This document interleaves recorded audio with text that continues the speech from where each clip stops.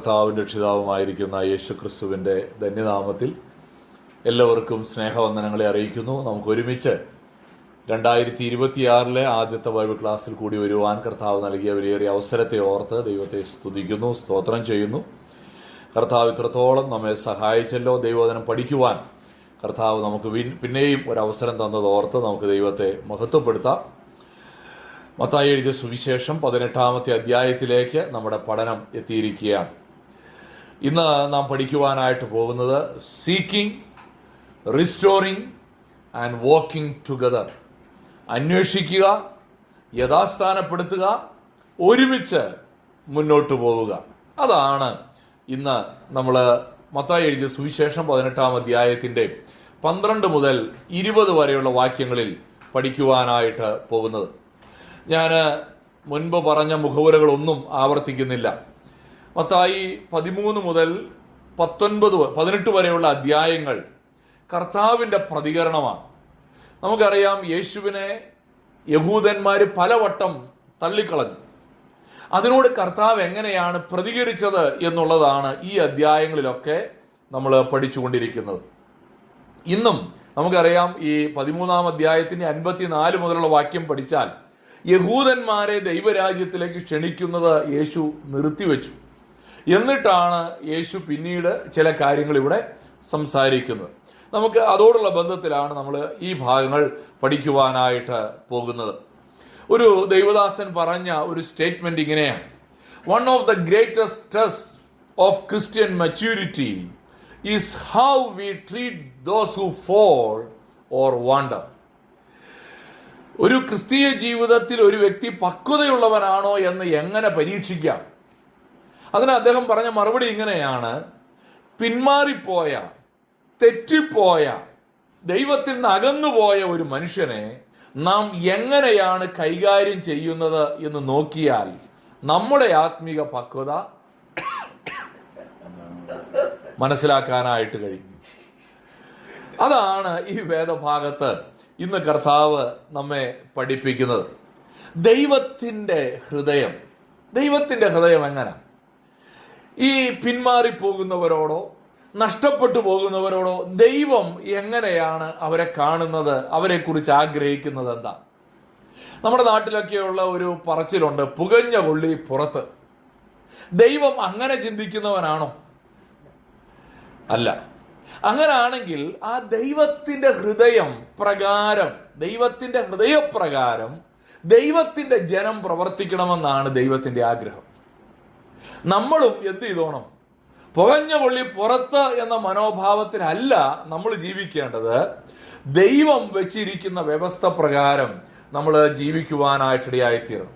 ഒരു വ്യക്തി പുകഞ്ഞാൽ എങ്ങനെ അവനെ യഥാസ്ഥാനപ്പെടുത്താം? അത് ദൈവം അതിന് ചില പ്രമാണങ്ങളൊക്കെ തിരുവചനത്തിൽ വെച്ചിട്ടുണ്ട്.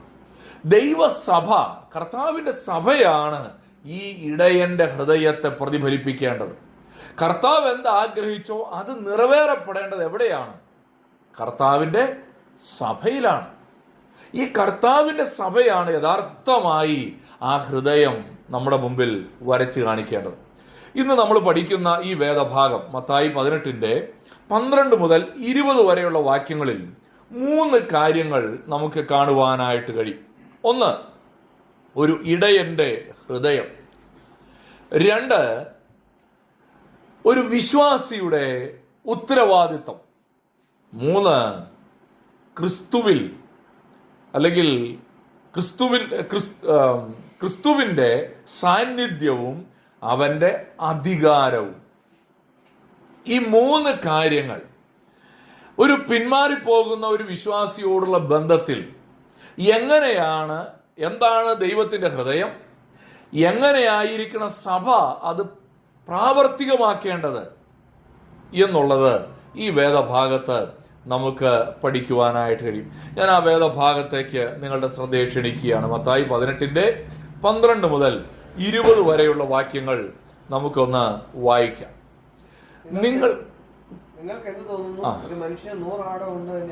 ഞാൻ വായിക്കാം. നിങ്ങൾക്ക് എന്ത് തോന്നുന്നു? ഒരു മനുഷ്യന് 100 ആടുണ്ട് എന്നിരിക്കട്ടെ. അവയിൽ ഒന്ന് തെറ്റി ഉഴന്നു പോയാൽ 99 വിട്ടേച്ച് തെറ്റിപ്പോയതിനെ മലകളിൽ ചെന്ന് തിരയുന്നില്ലയോ? അതിനെ കണ്ടെത്തിയാൽ തെറ്റിപ്പോകാത്ത 99 അധികം അതിനെക്കുറിച്ച് സന്തോഷിക്കും എന്ന് ഞാൻ സത്യമായിട്ട് നിങ്ങളോട് പറയുന്നു. അങ്ങനെ തന്നെ ഈ ചെറിയവരിൽ ഒരുത്തൻ നശിച്ചു പോകുന്നത് സ്വർഗസ്ഥനായ നിങ്ങളുടെ പിതാവിന് ഇഷ്ടമല്ല. നിന്റെ സഹോദരൻ നിന്നോട് പിഴച്ചാൽ നീ ചെന്ന് നീയും അവനും മാത്രമുള്ളപ്പോൾ കുറ്റം അവന് ബോധം വരുത്തുക. അവൻ നിന്റെ വാക്ക് കേട്ടാൽ നീ സഹോദരനെ നേടി. കേൾക്കാഞ്ഞാലോ 2-3 സാക്ഷികളുടെ വായാൽ സകല കാര്യവും ഉറപ്പാകേണ്ടതിന് 1-2 പേരെ കൂട്ടിക്കൊണ്ട് ചെല്ലുക. അവരെ കൂട്ടാക്കാഞ്ഞാൽ സഭയോട് അറിയിക്കുക. സഭയെയും കൂട്ടാക്കാഞ്ഞാൽ അവൻ നിനക്ക് പുറജാതിക്കാരനും ചുങ്കക്കാരനും എന്ന പോലെ ഇരിക്കട്ടെ. നിങ്ങൾ ഭൂമിയിൽ കെട്ടുന്നതൊക്കെയും സ്വർഗത്തിലും കെട്ടപ്പെട്ടിരിക്കും. നിങ്ങൾ ഭൂമിയിൽ അഴിക്കുന്നതെല്ലാം സ്വർഗത്തിലും അഴിഞ്ഞിരിക്കും എന്ന് ഞാൻ സത്യമായിട്ട് നിങ്ങളോട് പറയുന്നു. ഭൂമിയിൽ വെച്ച് നിങ്ങളിൽ 2 പേർ യാചിക്കുന്ന ഏത് കാര്യത്തിലും ഐകമത്യപ്പെട്ടാൽ അത് സ്വർഗസ്ഥനായ എൻ്റെ പിതാവിങ്കൽ നിന്ന് അവർക്ക് ലഭിക്കും. 2-3 പേർ എൻ്റെ നാമത്തിൽ കൂടി വരുന്നിടത്തൊക്കെയും ഞാൻ അവരുടെ നടുവിലുണ്ട് എന്നും ഞാൻ നിങ്ങളോട് പറയുന്നു. നമ്മൾ സ്ഥാനത്തും അസ്ഥാനത്തും ഒക്കെ ഉപയോഗിക്കുന്ന ഒരു വാക്യമാണ് വായിച്ചു നിർത്തിയത്. ഈ വാക്യം വായിച്ചിട്ട് നമ്മൾ എന്തും പറഞ്ഞു കളയും. പണ്ടൊരിക്കൽ ഞാൻ ഒരു സ്കിറ്റിൽ പങ്കെടുക്കുകയാണ്. അപ്പോൾ സ്കിറ്റിൽ ഒരു ഗൃഹനാഥൻ്റെ വേഷമാണ് എനിക്ക്. അപ്പോൾ യേശു ആ വീട്ടിലേക്ക് ഗസ്റ്റായിട്ട് വരികയാണ്. അപ്പോൾ ആദ്യം വന്നപ്പോൾ ഭയങ്കര സന്തോഷമായിരുന്നു. യേശു എൻ്റെ വീട്ടിൽ വന്നതിൻ്റെ സന്തോഷം. കുറച്ച് കഴിഞ്ഞപ്പോൾ യേശു പോകുന്നില്ല. അപ്പം വീട്ടുകാർക്ക് ശല്യമായി, ഇത് ഇങ്ങനെ പോകുന്നില്ല എന്നുള്ളതായി. അപ്പോൾ അവസാനം ഈ ഗൃഹനാഥൻ പറയുന്ന ഒരു ഡയലോഗ് ഇങ്ങനെയാണ്: 2-3 പേരെ എവിടെ കൂടിയാലും അതിൻ്റെ ഒക്കെ നടുക്കുവന്ന എന്ന് പറഞ്ഞാ അത് നമ്മൾ വലിയ കാര്യമായിട്ട് ഈ വാക്യം എവിടൊക്കെ അസ്ഥാനത്ത് ഉപയോഗിക്കുന്നു എന്നുള്ളതിൻ്റെ ഒരു ഉദാഹരണം ഞാൻ പറഞ്ഞതാണ്. അസ്ഥാനത്താണ് നമ്മൾ പല വാക്യങ്ങളും ഉപയോഗിക്കുന്നത്. നമ്മൾ എന്താണ് ആ വാക്യത്തിൻ്റെ യഥാർത്ഥ സ്ഥാനം, അത് നമ്മൾ ഇന്ന് ഈ വചനം പഠിക്കുമ്പോൾ നമ്മളെപ്പോഴും തുടർമാനമായി വചനം പഠിക്കുമ്പോഴാണ് പല വാക്യങ്ങളുടെയും ശരിയായ അർത്ഥം പഠിക്കുന്നത്. നമ്മൾ അവിടെ നിന്നൊരു വാക്യം എടുത്തു, ഇവിടെ നിന്നൊരു വാക്യം എടുത്താൽ സംഭവിക്കുന്നത് എന്നാണെന്നറിയാമോ? അത് നമ്മുടെ മൈൻഡ് സെറ്റിനനുസരിച്ച് നമ്മളതിനെ ഫിറ്റ് ചെയ്യും. അങ്ങനല്ല, വചനത്തിൽ ഏതർത്ഥത്തിൽ അത് എഴുതിയോ അത് മനസ്സിലാക്കാനാണ് ഇന്ന് നമ്മൾ ആഗ്രഹിക്കുന്നത്. നമുക്ക് ഈ 3 കാര്യങ്ങൾ ഈ വേദഭാഗത്ത് നിന്ന് പരിശോധിക്കാം. ഒന്ന്, the heart of the shepherd. എന്താണ് ഈ ഇടയന്റെ ഹൃദയം? 12ാമത്തെ വാക്യത്തിൽ ഒരു ഉപമ, നമുക്കെല്ലാം പരിചയമുള്ള ഒരു ഉപമയാണ്. ഞാൻ അതുകൊണ്ടത് ഒരിക്കൽ കൂടെ വായിക്കണം. ഒരു മനുഷ്യന് 100 ആടുണ്ട് എന്നിരിക്കട്ടെ. നിങ്ങൾക്ക് എന്ത് തോന്നുന്നു? ഒരു മനുഷ്യന് 100 ആടുണ്ട് എന്നിരിക്കട്ടെ. അവയിലൊന്ന് തെറ്റി ഉഴന്നു പോയാൽ 99 വിട്ടേച്ച് തെറ്റിപ്പോയതിനെ മലകളിൽ ചെന്ന് തിരയുന്നില്ലയോ? അതിനെ കണ്ടെത്തിയാൽ തെറ്റിപ്പോകാത്ത 99 അധികം അതിനെക്കുറിച്ച് സന്തോഷിക്കും എന്ന് ഞാൻ സത്യമായിട്ട് നിങ്ങളോട് പറയും. അങ്ങനെ തന്നെ ഈ ചെറിയവരിൽ ഒരുത്തൻ നശിച്ചു പോകുന്നത് സ്വർഗസ്ഥനായ നിങ്ങളുടെ പിതാവിന് ഇഷ്ടമല്ല. നമ്മൾ ഈ ഉപമ, കർത്താവ് പറഞ്ഞ ഈ 100 ആടുകളുടെ ഉപമ വേറെ എവിടെയാ ബൈബിളിൽ വായിക്കുന്നത്? ഇപ്പൊ മത്തായി 18 നമ്മൾ വായിച്ചത്. വേറെ എവിടെ ഈ ഉപമ വായിക്കുന്നത്? സുവിശേഷത്തിൽ തന്നെയാ. ഞാൻ വിചാരിച്ച നിങ്ങളെല്ലാം ചാടി പറയുമെന്നാ കേട്ടോ. നിങ്ങൾക്ക് ഓർമ്മയുണ്ട്, 3 ഉപമ ഒരുമിച്ച് പറയുന്നുണ്ട് കർത്താവ്. 100 ആടുകളുടെ ഉപമ, 10 ദ്രഹ്മയുടെ ഉപമ, മുടിയനായ പുത്രന്റെ ഉപമ. ഇനി ഏത് അധ്യായത്തിൽ എവിടാ? ലൂക്കോസ് 15. ലൂക്കോസിന്റെ സുവിശേഷം 15ാമത്തെ അധ്യായത്തിൽ ഈ ഉപമ പറയുന്നുണ്ട്. അവിടെ കർത്താവ് ഈ ഉപമ പറയുമ്പോൾ യേശുവിൽ വിശ്വസിക്കാത്ത മനുഷ്യരെ കുറിച്ചാണ് കർത്താവ് ആ ഉപമ പറഞ്ഞത്, അല്ലേ? നഷ്ടപ്പെട്ടു പോയ, ആ അധ്യായത്തിന് ഒരു ദൈവദാസൻ കൊടുത്ത ഒരു ഹെഡിങ് എന്ന് പറയുന്നത് തന്നെ God's lost and found department എന്നാണ്. ദൈവത്തിന്റെ കാണാതെ പോയതിനെ കണ്ടുകിട്ടുന്ന ഒരു ഡിപ്പാർട്ട്മെന്റ് ആയിട്ടാണ് ആ അധ്യായത്തെ വിളിച്ചിരിക്കുന്നത്. അപ്പോ ദൈവത്തിൽ നിന്ന് നഷ്ടപ്പെട്ടു പോയ മനുഷ്യൻ അവിശ്വാസിയെ വിശ്വാസിയാക്കി അല്ലെങ്കിൽ രക്ഷിക്കപ്പെടുന്നതുമായി ബന്ധപ്പെട്ടാണ് നമ്മൾ ആ ഉപമ എപ്പോഴും പഠിക്കുക. പക്ഷെ അതേ ഉപമ മത്തായി ഈ സുവിശേഷം എഴുതിയപ്പോൾ വേറൊരർത്ഥത്തിലാണ് ഇവിടെ ഉപയോഗിച്ചത്. ഏതർത്ഥത്തിലാണ് ഇവിടെ ഉപയോഗിച്ചത്?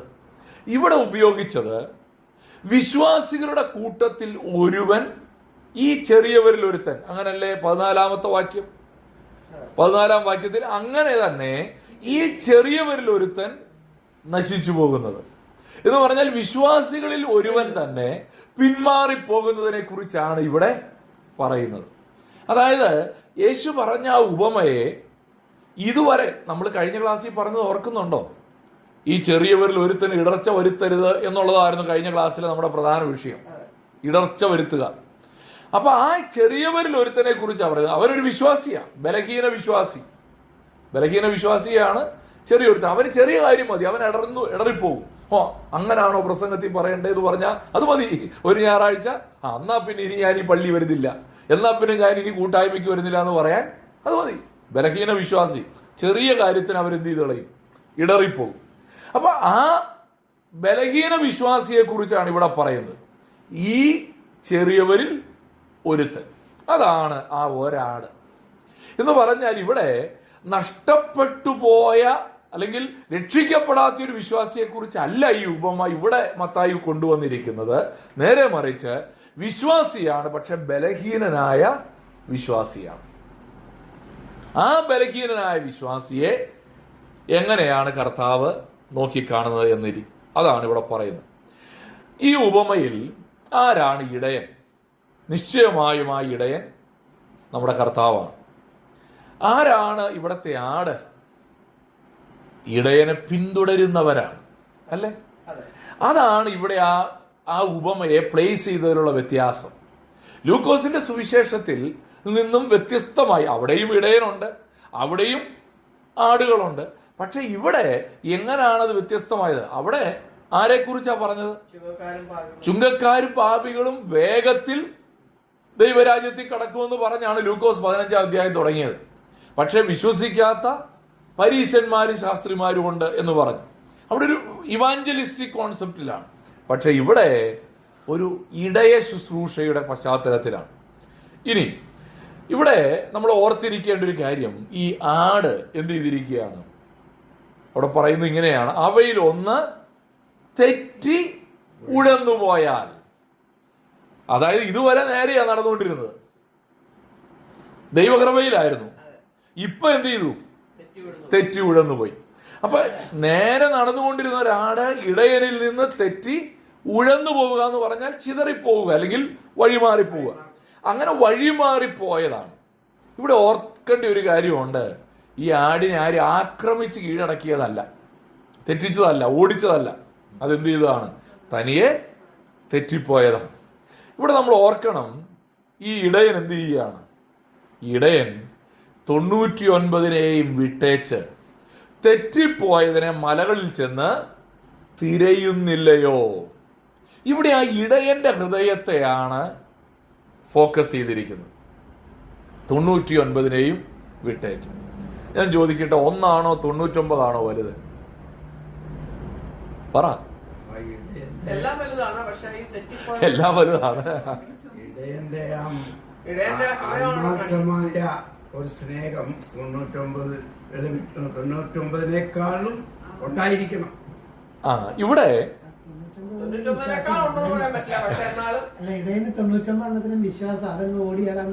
വിശ്വാസമുണ്ട്, 99-നും ബോധിച്ചതാണ്.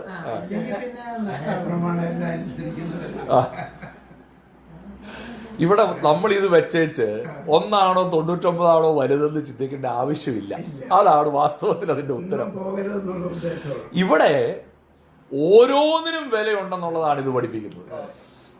ആ ഒരെണ്ണത്തിന് എന്തോ കൂടുതൽ മൂല്യം ഉണ്ടെന്ന് പറയാനല്ല ഈ ഉപമ ഉപയോഗിക്കേണ്ടത്. നേരെ മറിച്ച് ഓരോന്നും കർത്താവിന്റെ കണ്ണിൽ വിലയേറിയതാണ് എന്ന് നമ്മളെ ഓർമ്മിപ്പിക്കുകയാണ്. ഇവിടെ നമ്മൾ ഓർക്കേണ്ട ഒരു പ്രധാനപ്പെട്ട കാര്യം, ഇവിടെ അതിനെ കണ്ടെത്തിയാൽ എങ്ങനെയാ ഇടയൻ പ്രതികരിക്കുന്നത്? തെറ്റിപ്പോകാത്ത 99-ലും അധികം അതിനെക്കുറിച്ച് സന്തോഷിക്കുമെന്ന് ഞാൻ സത്യമായിട്ട് നിങ്ങളോട് പറഞ്ഞു. അതിന്റെ അർത്ഥം ദൈവത്തിന് സന്തോഷം ഉണ്ടാകാൻ വേണ്ടി നമ്മളൊക്കെ ഇടയ്ക്ക് തെറ്റിപ്പോകണമെന്നും എന്നിട്ട് ഇടയ്ക്ക് തിരിച്ചു വരണമെന്നുമാണോ? അങ്ങനെയൊക്കെ പഠിപ്പിച്ച ആൾക്കാരുണ്ട്. അതുകൊണ്ടാണ് ഞാൻ ചോദിച്ചത്. കർത്താവിന് സന്തോഷം വരണമെങ്കിൽ ഞാൻ ഇടയ്ക്കൊക്കെ ഒന്ന് തെറ്റി എന്നിട്ട് തിരിച്ചു വരുമ്പോൾ മറ്റേതിനേക്കാൾ കൂടുതൽ എൻ്റെ യജമാനെ ഞാൻ സന്തോഷിപ്പിക്കുകയാണെന്ന് ബിരുദന്മാർ വ്യാഖ്യാനിച്ചിട്ടുണ്ട്. അതല്ല ഇവിടെ ഇടയ്ക്കൊക്കെ ഒരു പിന്മാറ്റം. ഞാൻ നേരത്തെ ഇവിടെ പറഞ്ഞിട്ടുണ്ട്. റാസ്പുട്ടിൻ എന്ന് പറഞ്ഞൊരു റഷ്യൻ ക്രിസ്തീയ സന്യാസിയെ കുറിച്ച്. അദ്ദേഹത്തിന്റെ ഫിലോസഫി അതായിരുന്നു, തെറ്റിപ്പോയി അവസാനം അങ്ങനെ വിശുദ്ധീകരിക്കപ്പെടുമെന്നാണ് അദ്ദേഹത്തിന്റെ ഒരു പഠിപ്പിക്കൽ. അവസാനം തെറ്റിപ്പോയി. അത് അദ്ദേഹത്തിന്റെ ജീവിതം ഏറ്റവും ദുർമാർഗമായി ജീവിച്ച ഒരു മനുഷ്യനായിരുന്നു അദ്ദേഹം. അപ്പൊ ഇവിടെ കർത്താവ് എന്താ പറയുന്നത്? കർത്താവ് ഇവിടെ പറയുന്നത് ഒരു പിന്മാറ്റക്കാരൻ മടങ്ങി വരുന്നതിൽ സ്വർഗത്തിനുള്ള സന്തോഷം എത്ര വലുതാണെന്ന് പറയാനാണ്. അതല്ലാതെ പിന്മാറിപ്പോകണമെന്ന് ദൈവം ആഗ്രഹിക്കുന്നില്ല. പിന്മാറിപ്പോയാലേ കൂടുതൽ സന്തോഷം വരുമെന്ന് ഇതിനർത്ഥമില്ല. പക്ഷെ പിന്മാറ്റക്കാരന്റെ മടങ്ങി വരവിനെ കുറിച്ചുള്ള ദൈവത്തിന്റെ മനോഭാവമാണ് ഈ വാക്യത്തിൽ നമ്മുടെ മുമ്പിൽ വെളിപ്പെടുത്തുന്നത്. നമ്മൾ ഓർക്കേണ്ട ഒരു കാര്യം, നമ്മൾ പിന്മാറിപ്പോയിട്ട് തിരിച്ചു വരുമ്പോൾ കർത്താവിന് എന്നെ സ്വീകരിക്കാൻ മടിയായിരിക്കും എന്നൊരു ചിന്ത നമുക്ക് വരരുത്. അതിനു വേണ്ടിയാണ് ഇത് പറഞ്ഞത്. മനസ്സിലാവുന്നുണ്ട്? നമ്മൾ പിന്മാറിപ്പോയേച്ച് മടങ്ങി വരുമ്പോ കർത്താവിന് നോക്കട്ടെ ഇവനെ പ്രൊബേഷനിൽ ഇട്ടേക്കാം എന്ന് ചിന്തിക്കുന്ന ഒരു കർത്താവല്ല നമ്മുടെ കർത്താവ്. നേരെ മറിച്ച് സന്തോഷത്തോടെ സ്വീകരിക്കുന്ന ഒരു ഇടയന്റെ ഹൃദയത്തെയാണ് നമുക്കിവിടെ കാണുവാനായിട്ട് കഴിയുന്നത്. അതിന്റെ അർത്ഥം ഇത്രയേ ഉള്ളൂ, നമ്മൾ എന്തെങ്കിലും ഒരല്പമെങ്കിലും പിന്മാറിപ്പോയാൽ ഒട്ടും മടി വിചാരിക്കാതെ, ഒട്ടും താമസം വിചാരിക്കാതെ ഓടി മടങ്ങി വരിക.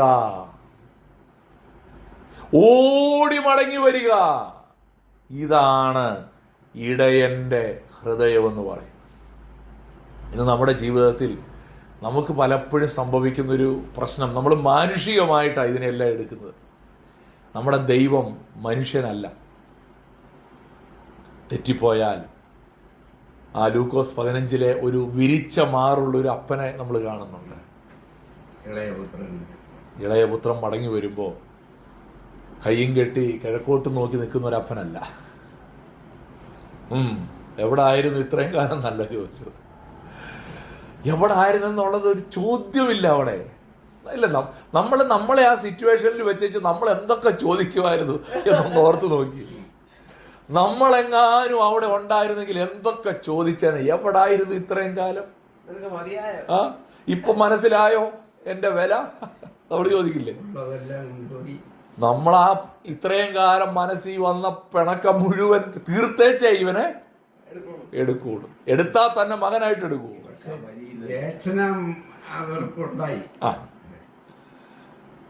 ആ അപ്പന്റെ ഹൃദയമാണ് അവിടെ. അതാ.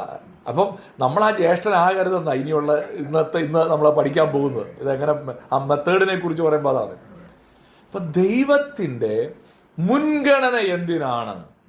ദൈവത്തിന്റെ മുൻഗണന യഥാസ്ഥാനപ്പെടലിനാണ്. ഇത് നമ്മൾ ഒരിക്കലും മറക്കരുത്. നമ്മൾ യഥാസ്ഥാനപ്പെട്ട് കാണാൻ ഏറ്റവും കൂടുതൽ ആഗ്രഹിക്കുന്നത് നമ്മുടെ കർത്താവാണ്. അങ്ങനാണെങ്കിൽ പ്രിയപ്പെട്ടവരെ, നമ്മുടെ ജീവിതത്തിൽ ഞാനിവിടെ ഒരു സ്റ്റേറ്റ്മെന്റ് എഴുതിയിട്ടുണ്ട്. നോ ബിലീവർ ഈസ് ഡിസ്പോസബിൾ എന്ന് എഴുതിയിരിക്കുന്നത്. നമ്മൾ ഡിസ്പോസബിൾ ഗ്ലാസ് ഉപയോഗിക്കും അല്ലേ? വെള്ളം കുടിച്ചു കഴിഞ്ഞാൽ ഒരൊറ്റ ഞെക്ക്, ഒറ്റ ഞെക്ക്, പ്ലേറ്റ് ഒരൊറ്റ മടക്ക് കളഞ്ഞു. ദൈവം അങ്ങനെ ആരെയും കണക്കാക്കുന്നില്ല. പുകഞ്ഞ കൊള്ളി പുറത്ത് എന്ന് പറഞ്ഞ് പുറത്തെറിയുന്നവനല്ല നമ്മുടെ കർത്താവ്. അവൻ എന്ത് ചെയ്യുന്ന അറിയോ? പുകയുന്ന തിരിയെ കെടുത്തിക്കളയുകയില്ല. അതാണ് തിരുവചനം നമ്മളോട് പറയുന്നത്. കർത്താവ് നമ്മെക്കുറിച്ച് ആഗ്രഹിക്കുന്നത് നാം യഥാസ്ഥാനപ്പെടണം എന്നുള്ളതാണ്. അപ്പോൾ ഒന്ന് നമുക്കിവിടെ കാണാൻ കഴിയുന്നു, ഒരു ഇടയന്റെ ഹൃദയം. ഞാൻ അതിൽ നിന്നൊരു ആപ്ലിക്കേഷൻ ചോദ്യം ചോദിക്കാൻ ആഗ്രഹിക്കുകയാണ്. ഒരാൾ പിന്മാറിപ്പോയാൽ നമ്മുടെ ഹൃദയം എങ്ങനെയാണ്? നമ്മളവനെ തേടിപ്പോകുമോ അതോ ഇന്ന് ഞാൻ വരുന്ന വഴിക്ക് ഒരു ദൈവദാസന്റെ സന്ദേശം കേൾക്കുമായിരുന്നു. അത് പറഞ്ഞപ്പോൾ ഞാൻ ഓർത്തതാ കേട്ടോ. ഇന്ന് ഞാൻ വരുന്ന വഴിക്ക് ഒരു ദൈവദാസന്റെ സന്ദേശം കേട്ടു. അപ്പോൾ ഒരു സഹോദരൻ, അദ്ദേഹത്തിനൊരു മാസികയുണ്ട്. ആ മാസികയിൽ അദ്ദേഹം എഴുതി, ഞാൻ ഇത്രയും നാള് ഈ സഹോദരന്റെ, ഒരു പ്രത്യേക സഹോദരന്റെ പേര് പറഞ്ഞിട്ട്, ആ സഹോദരന്റെ കൂടെയായിരുന്നു ഞാൻ പ്രവർത്തിച്ചുകൊണ്ടിരുന്നത്. ഇനി അദ്ദേഹത്തിന്റെ കൂടെ പ്രവർത്തിക്കാൻ സാധ്യമല്ല എന്ന് നിങ്ങളെ എല്ലാവരെയും അറിയിക്കുന്നു. എന്താണ് ആ സന്ദേശത്തിന്റെ ചുരുക്കം? കൂടെ നടക്കാൻ പറ്റിയ പാർട്ടിയല്ല, ആള് മോശമാണ്. ഇതാ ഈ മറ്റേ സഹോദരൻ ഒരു മാസിക ഉണ്ടായിരുന്നു. അദ്ദേഹവും ഒരു തന്റെ മാസികയിൽ എഴുതി, ഞാനും ഈ സഹോദരൻ ഇത്രയും നാൾ ഒരുമിച്ചാണ് ശുശ്രൂഷ ചെയ്തുകൊണ്ടിരുന്നത്. ഇപ്പോൾ ഞങ്ങൾ 2 നിലയിലാണ് ശുശ്രൂഷ ചെയ്യുന്നത്. പക്ഷെ അദ്ദേഹം നല്ലൊരു ദൈവദാസനാണ്. നിങ്ങളുടെ എല്ലാവരുടെയും പ്രാർത്ഥനയും പിന്തുണയും ആ ദൈവദാസൻ ഉണ്ടാകണം. ഇതിലേതായിരിക്കും ദൈവത്തിന്റെ ഹൃദയം? രണ്ടാമത്തേതാ. നമുക്കെല്ലാം ഏതായിരിക്കും എളുപ്പം? നമുക്കൊക്കെ സ്വാഭാവികമായും വരുന്നത് ഏതായിരിക്കും? ആദ്യത്തെയാ വരുന്നത്, അല്ലേ? ഞാൻ ഇന്ന സംഘടനയിലാ, അപ്പൊ ആ സംഘടന ശരിയല്ല കേട്ടോ. ലോകത്തോട് മുഴുവൻ ഞങ്ങളുടെ സംഘടനയിലായിരുന്നു ആ സഹോദരൻ പുറച്ചുകൊണ്ട്, ഇനി മേലാ ഇവിടുന്ന് പോയി രക്ഷപ്പെട്ടു, ഞങ്ങൾ രക്ഷപ്പെട്ടു എന്നൊരു വാചകം പറഞ്ഞാലോ? ഇത് ദൈവമക്കൾ എന്ന നിലയിൽ നമ്മൾ എങ്ങനാണ് നമ്മുടെ സഹോദരങ്ങളെ, ഒരാൾ പിന്മാറ്റത്തിലേക്ക് പോയാൽ അവനെ കണ്ടെത്തുന്നതുവരെ, ഒന്നിന്റെ വില എന്താ? മടുക്കുന്നത് വരെ അന്വേഷിച്ച ഒരു ഇടയനല്ല നമ്മുടെ ഇടയൻ. നമ്മുടെ ഇടയന്റെ പ്രത്യേകത മടുക്കുന്നത് വരെയോ ഇരുട്ടുന്നത് വരെയോ അന്വേഷിച്ചതല്ല, പിന്നെയോ കണ്ടെത്തുന്നത് വരെ അന്വേഷിക്കുന്ന ഒരു ഇടയൻ. നമ്മളൊക്കെ ഇരുട്ടുന്നത് വരെ അന്വേഷിക്കും, മടുക്കുന്നത് വരെ അന്വേഷിക്കും, പിന്നെ സൗകര്യമുണ്ടേ അന്വേഷിക്കും. പക്ഷെ നമ്മുടെ കർത്താവ് അങ്ങനല്ല. നമ്മുടെ ഇടയൻ കണ്ടെത്തുന്നത് വരെ അന്വേഷിക്കുന്നു. മാത്രമല്ല, നമുക്ക് മനസ്സലിവ് കാണിക്കാനാണോ വിമർശിക്കാനാണോ കൂടുതൽ സൗകര്യം? താറടിച്ച്, അല്ലേ? കുഴപ്പമൊന്നുമില്ല, പക്ഷെ നിങ്ങളൊന്ന്, അല്ലേ? ഇത്രേ ഉള്ളൂ. അധികം ഒന്നും പറഞ്ഞില്ല, വേറെ കുഴപ്പമൊന്നുമില്ല, എന്നാലും ഒന്ന് സൂക്ഷിച്ചേരെ. ചിലരെ സൂക്ഷിക്കണം കേട്ടോ, അത് വേറെ കാര്യം. പക്ഷേ ഒരുത്തൻ എവിടെങ്കിലും തെറ്റിപ്പോയാൽ അവനെ കണ്ടെത്തുന്നവരെ അന്വേഷിക്കുന്നതാണോ, മടക്കിക്കൊണ്ടുവരുന്നതാണോ, അവനെ ഉപേക്ഷിക്കുന്നതാണോ നമ്മുടെ ഹൃദയം? അവിടെയാണ് നാമും ക്രിസ്തുവും തമ്മിൽ വ്യത്യസ്തമായിരിക്കുന്നത്. നാം ഓർക്കേണ്ട ഒരു കാര്യം ഇതാണ്: സഭയ്ക്കുണ്ടാകേണ്ടത് ഈ ഇടയന്റെ ഹൃദയമാണ്. സഭയ്ക്കുണ്ടാകേണ്ടത് ഇടയന്റെ ഹൃദയമാണ്. 1, ഇടയന്റെ ഹൃദയം. 2, വിശ്വാസികളുടെ ഉത്തരവാദിത്വം. വേഗത്തിൽ ഞാൻ ആ ഭാഗത്തേക്ക് നിങ്ങളുടെ ശ്രദ്ധയെ ക്ഷണിക്കുകയാണ്. എന്താണ് വിശ്വാസികളുടെ ഉത്തരവാദിത്വം? നോക്കിയാട്ടെ, 15 മുതൽ 17 വരെയുള്ള വാക്യങ്ങൾ നമുക്കൊന്ന് വായിക്കാം. നിന്റെ സഹോദരൻ നിന്നോട് പിഴച്ചാൽ നീ ചെന്ന് നീയും അവനും മാത്രമുള്ളപ്പോൾ കുറ്റം അവന് ബോധം വരുത്തുക. അവൻ നിന്റെ വാക്ക് കേട്ടാൽ നീ സഹോദരനെ നേടി. കേൾക്കാഞ്ഞാലോ 2-3 സാക്ഷികളുടെ വായാൽ സകല കാര്യം ഉറപ്പാക്കേണ്ടതിന് 1-2 പേരെ കൂട്ടിക്കൊണ്ടു ചെല്ലുക. അവരെ കൂട്ടാക്കാഞ്ഞാൽ സഭയോട് അറിയിക്കുക. സഭയെയും കൂട്ടാക്കാഞ്ഞാൽ അവൻ നിനക്ക് പുറജാതിക്കാരനും ചുങ്കക്കാരനും എന്ന പോലെ ഇരിക്കട്ടെ. ഇവിടെ ഒരു ചോദ്യമുണ്ട്. നിന്റെ സഹോദരൻ,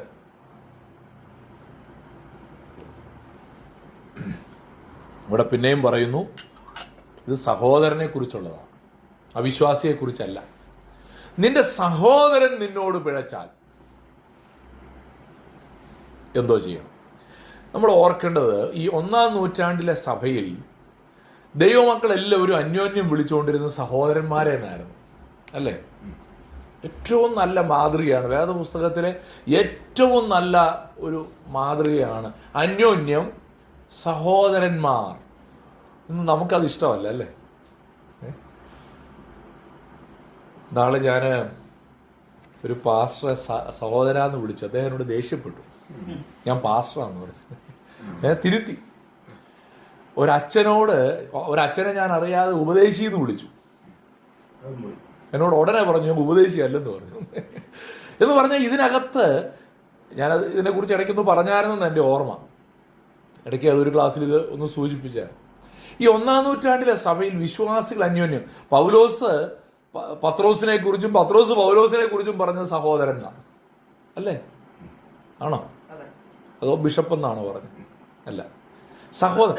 ബിഷപ്പ് എന്ന സ്ഥാനമില്ലെന്നല്ല അതിന്റെ അർത്ഥം, പാസ്റ്റർ എന്ന സ്ഥാനമില്ലെന്നല്ല അതിന്റെ അർത്ഥം. പക്ഷേ ബന്ധം എന്താണ്? സാഹോദര്യ ബന്ധമാണ്. ഇതിനാണ് ഇവിടെ ഞാനിങ്ങനെ പറഞ്ഞെന്ന് ഓർത്തുകൊണ്ട് ഇനി ആരെയും പാസ്റ്റർ എന്ന് വിളിക്കരുതെന്നോ അച്ചാന്ന് വിളിക്കരുതെന്നോ ബിഷപ്പ് എന്ന് വിളിക്കരുതെന്നൊന്നും അല്ല ഞാൻ ഈ പറഞ്ഞതിന്റെ അർത്ഥം. ഇതെല്ലാം ബിബ്ലിക്കൽ ടേമാണ്. പ്രസ്ബിറ്റർ എന്നുള്ള വാക്ക് പ്രസ്ബിട്രോസ് ബൈബിളിലെ വാക്കാണ്. ബിഷപ്പ് ബൈബിളിലെ വാക്കാണ്. എപ്പിസ്കോപ്പ എന്നുള്ളത് ബൈബിളിലെ ഗ്രീക്ക് ഭാഷയിലുള്ള വാക്കാണ്. അതുപോലെ പാസ്റ്റർ എന്നുള്ളത് ബൈബിളിലെ വാക്കാണ്. അത് വിളിക്കരുതെന്നല്ല പറഞ്ഞത്. പക്ഷേ ബന്ധം എന്താ? ഒരു സാഹോദര്യ ബന്ധം. അതാണ് ഇവിടെ സൂചിപ്പിക്കുന്നത്. നിന്റെ സഹോദരൻ നിന്നോട് പിഴച്ചാൽ നീ എന്ത് ചെയ്യണം? ഇവിടെ എന്താണ് ഈ അവൻ പിഴച്ചത്? ഇത് വ്യക്തിപരമായൊരു തെറ്റിനെയാണ് ഇവിടെ ചൂണ്ടിക്കാണിക്കുന്നത് അല്ലേ? നിന്നോട് പിഴച്ചാൽ, അങ്ങനല്ലേ പറഞ്ഞിരിക്കുന്നത്? അപ്പോൾ ഒരു സഹോദരൻ നിന്നോട് വ്യക്തിപരമായി ചെയ്ത ഒരു തെറ്റിനെ എങ്ങനെയാണ് ഒരു ദൈവവൈതൽ എന്ന നിലയിൽ നാം കൈകാര്യം ചെയ്യണം? അതാണ് ഇവിടുത്തെ പ്രധാനപ്പെട്ട വിഷയം. ഓർക്കണം, ആരാണ് ഇവിടെ മുൻകൈ എടുക്കേണ്ടത്? ഒരു സഹോദരൻ നമ്മളോട് ഒരു തെറ്റ് ചെയ്തു, ആര് മുൻകൈ എടുക്കണം? ഈ പ്രശ്നം പരിഹരിക്കാൻ ആര് മുൻകൈ എടുക്കണം? എന്നോട് തെറ്റ് ചെയ്ത ആളോ യഥാസ്ഥാനപ്പെടുത്താൻ ആര് മുൻകൈ എടുക്കണം? ഞാൻ മുൻകൈ എടുക്കണം. നമ്മളാണെ പറയും കേന്ദ്രത്തിൽ നിന്ന് ആരേലും. അതല്ല വേദപുസ്തകത്തിന്റെ പ്രമാണം. ഒരു വ്യക്തി എന്നോടൊരു തെറ്റ് ചെയ്താൽ ഞാൻ അതിനെ ഇങ്ങനെയാണ് ഞാൻ പഠിപ്പിക്കുന്നത്. ഇങ്ങനെയാണ്, ആരാണോ രണ്ടുപേര് തമ്മിലൊരു അഭിപ്രായ വ്യത്യാസം ഉണ്ടെങ്കിൽ കൂടുതൽ ആത്മീയൻ ആരാണോ അയാൾ വേണം മുൻകൈ എടുക്കാൻ. മനുഷ്യനും ദൈവവും തമ്മിൽ തെറ്റിയപ്പോൾ ആരാ മുൻകൈ എടുത്തത്? കർത്താവാ എടുത്തത് അല്ലേ? കർത്താവാ മുൻകൈ എടുത്തത്. വരുവീൻ, നമുക്ക് തമ്മിൽ വാദിക്കാം, വാ നമുക്കിത് സെറ്റിൽ ചെയ്യാം. മനുഷ്യ നീ എവിടെ ചോദിച്ച ദൈവമാണ്. അവൻ പോയി അല്ല, ഇനി അവൻ മടങ്ങി വന്നാൽ ഞാൻ സ്വീകരിക്കാവുന്നതല്ല. ദൈവം മുൻകൈയെടുത്തു. ഇവിടെ നമ്മൾ ഓർക്കേണ്ട ഒരു കാര്യം, നിന്റെ സഹോദരൻ നിന്നോട് പിഴച്ചാൽ നീ ചെന്ന് നീയും അവനും മാത്രമുള്ളപ്പോൾ കുറ്റം അവന് ബോധം വരുത്തുക. ഇവിടെ നമ്മൾ മുൻകൈ എടുക്കണം. നമ്മൾ വിട്ടുകളയരുതെന്ന് അതിൻ്റെ അർത്ഥം കേട്ടോ. എന്താ വിട്ടുകളയരുതെന്ന് പറഞ്ഞതിൻ്റെ അർത്ഥം? അതിൻ്റെ അർത്ഥം ഇത്രയേ ഉള്ളൂ, ഒരിടയന് 100 ആടുണ്ടെന്നിരിക്കട്ടെ, അതിലൊന്നിനെ കാണാതെ പോയാൽ കണ്ടെത്തുന്നവരെ അന്വേഷിക്കുന്ന ഇടയന്റെ ഹൃദയം എനിക്കും നിങ്ങൾക്കും ഉണ്ടാകും.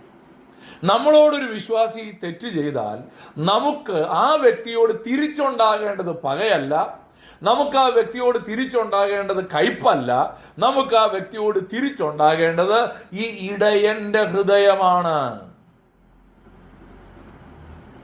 എന്നെ ഈ ചിന്ത ഭയങ്കരമായിട്ട് തൊട്ടു. അതുകൊണ്ടാണ് ഞാൻ അച്ഛനെ ഉറക്കെ പറഞ്ഞത്. നമ്മളോട് ഒരാൾ തെറ്റ് ചെയ്യുമ്പോൾ നമുക്കുണ്ടാകേണ്ട മനസ്സ് ഇടയന്റെ മനസ്സാന്നേ. നമുക്ക് ശത്രുവിന്റെ മനസ്സല്ല ഉണ്ടാകേണ്ടത്. അതുവരെ അവൻ സഹോദരനാ, പക്ഷെ ഇപ്പൊ നീ ഇടയനും അവൻ ആടുമായി മാറുക. അതാണ് ഈ കോണ്ടെക്സ്റ്റിൽ നിന്നുകൊണ്ട് ഈ വാക്യം വായിക്കുമ്പോഴത്തെ ഒരു വ്യത്യാസം.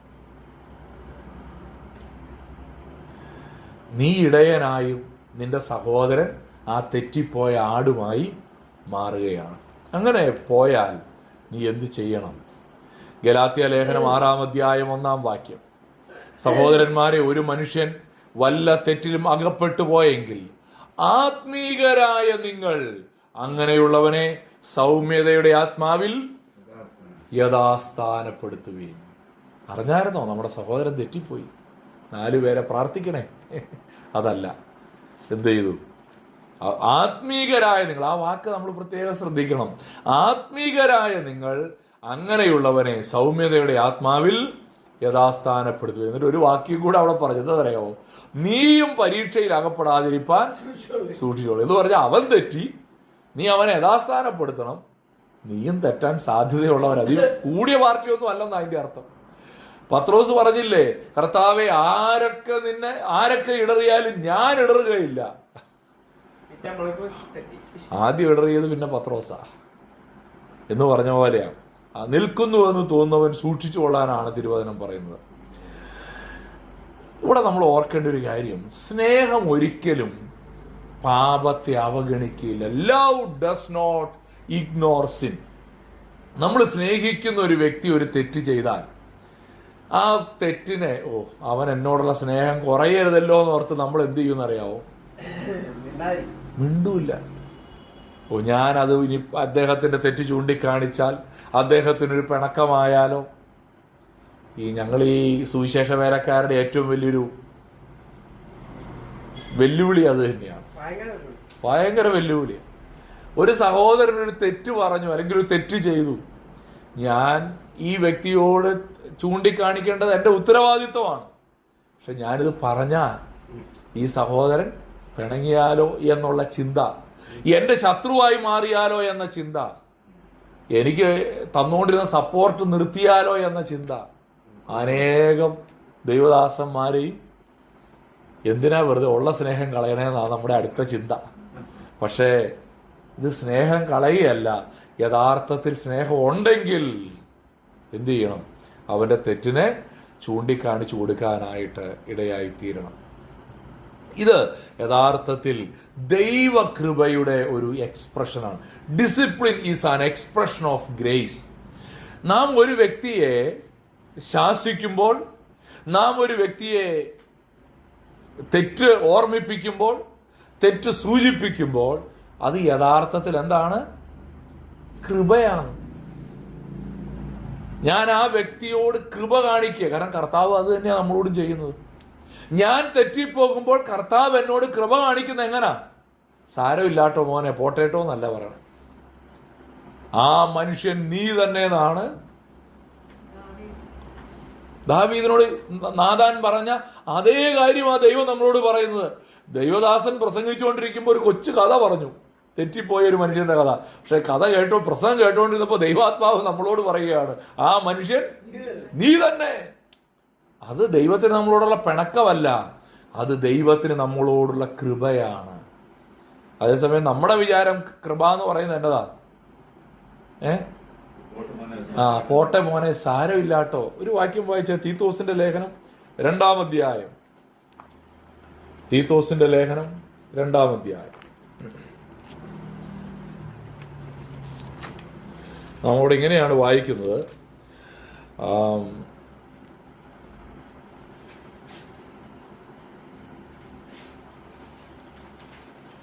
13-ാം വാക്യം. ഭക്തിയേടും ദൈവകൃപയെ കുറിച്ചാണ് പറയുന്നത് കേട്ടോ. 11-ാം വാക്യത്തിൽ നമ്മൾ വായിക്കുന്നത്, സകല മനുഷ്യർക്കും രക്ഷാകരമായ ദൈവകൃപ ഉദിച്ചുവല്ലോ. എന്നിട്ട് ആ ദൈവകൃപയെ കുറിച്ച് വിശദീകരിക്കുമ്പോൾ 13-ാം വാക്യത്തിൽ പറയുകയാണ്, ഭക്തിയേടും പ്രപഞ്ചമോഹങ്ങളും വർജിച്ചിട്ട് ഈ ലോകത്തിൽ സുബോധത്തോടും നീതിയോടും ദൈവഭക്തിയോടും കൂടെ ജീവിച്ചു പോരേണ്ടതിന് അത് ഏത് ദൈവകൃപ നമ്മെ ശിക്ഷിച്ചു വളർത്തുന്നു. The grace of God disciplines us. ദൈവകൃപ സാരമില്ലാട്ടോ എന്ന് പറയുന്ന അല്ല ദൈവകൃപ. അതെന്ത് ചെയ്യാണ്? ശാസിച്ച് ശിക്ഷിച്ച് നമ്മെ എന്ത് ചെയ്യാണ്? വളർത്തുകയാണ്, ഉപേക്ഷിക്കുകയല്ല. ദൈവത്തിന് സ്തോത്രം. അങ്ങനാണെങ്കിൽ ഈ ദൈവകൃപയെ നമ്മൾ എത്ര അധികമായി അറിയേണ്ടത് ആവശ്യമായിട്ടുണ്ട്. ഇവിടെ അവിടെ നിങ്ങളൊരു വാക്യം, നിങ്ങൾ ആ വാക്യം ഒന്നുകൂടെ, മത്തായി 18-ാം അധ്യായത്തിൻ്റെ ആ വാക്യം നിങ്ങൾ ഒന്നുകൂടി ഒന്ന് ശ്രദ്ധിക്കണേ. നിങ്ങൾ അവിടെ വായിച്ചാൽ ഒരു കാര്യം അവിടെ മനസ്സിലാകും. കർത്താവ് അവിടെ പറയുന്നത് എന്താ? നിങ്ങൾ ആദ്യം ഒറ്റയ്ക്ക് പോയി പറഞ്ഞു, അവൻ കേട്ടില്ല. എന്ത് ചെയ്യണം? 2-3 സാക്ഷികളെ വിളിച്ചോണ്ട് വന്ന് കാര്യം പറയണം. എന്നിട്ടും കേട്ടില്ലെങ്കിൽ എന്ത് ചെയ്യണം? സഭയെ അറിയിക്കുക. സഭയെ അറിയിച്ചിട്ടും അവൻ കൂട്ടാക്കാഞ്ഞാൽ അവനെ ആരായിട്ട് കണക്കാക്കാനാ പറഞ്ഞേ? പുറജാതിക്കാരനും വേറൊരു കാര്യം വാക്കവിടെ പറഞ്ഞു, ചുങ്കക്കാരനും എന്ന പോലെ. എന്താ അതിന്റെ അർത്ഥം? കർത്താവിന് ഈ ചുങ്കക്കാരോടും പുറജാതിക്കാരോടും ഉണ്ടായിരുന്ന മനോഭാവം എന്നാ? ഭയങ്കര സ്നേഹമായിരുന്നു. അല്ല, നീ ചുങ്കക്കാരുടെയും പുറജാതിക്കാരുടെയും കൂടെ ഇരുന്ന് തീറ്റയും കൂടിയായിരുന്നു യേശു, അല്ലേ? അങ്ങനെ ആവാനാണോ ഈ വാക്യത്തിന്റെ അർത്ഥം? അങ്ങനെ വ്യാഖ്യാനിക്കുന്ന ആൾക്കാരുണ്ട്, അതുകൊണ്ടാണ് ഞാനത് ചോദിച്ചത്. അങ്ങനെ ഒരു വ്യാഖ്യാനം തന്നെയുണ്ട്. അതായത് അങ്ങനെയാണെങ്കിൽ നിങ്ങൾ അവൻ എന്ത് ചെയ്തോണം? യേശു ചുങ്കക്കാരുടെ കൂടെ കഴിച്ച പോലെ നീ അവരുടെ കൂടെ പോയിരുന്ന് കഴിക്കാനല്ല ഈ വാക്യം പറയുന്നത്. ഈ വാക്യം പറയുന്നത് അവരോടുള്ള കൂട്ടായ്മ മതി എന്നാണ്. അവരോടുള്ള കൂട്ടായ്മ മതി. നോക്കിയാട്ടെ, റോമർ 16:17. സഹോദരന്മാരെ, നിങ്ങൾ പഠിച്ച ഉപദേശത്തിന് വിപരീതമായ ദ്വന്ദ്വപക്ഷങ്ങളെയും ഇടർച്ചകളെയും ഉണ്ടാക്കുന്നവരെ സൂക്ഷിച്ചു കൊള്ളണമെന്ന് ഞാൻ നിങ്ങളെ പ്രബോധിപ്പിക്കുന്നു. അവരോട് അകന്നുമാറുവീൻ. അവരോട് എന്ത് ചെയ്തോണം? അകന്നുമാറുവീൻ. 2 തെസ്സലോനിക്കർ 3:14. ഈ ലേഖനത്തിലുള്ള ഞങ്ങളുടെ വാക്ക് അനുസരിക്കാത്തവൻ നാണിക്കേണ്ടതിന് അവനോടുള്ള സംസർഗം വിട്ട് അവനെ വേർതിരിപ്പീൻ. ഉപദേശം, ദൈവവചനത്തിന്റെ ഉപദേശം.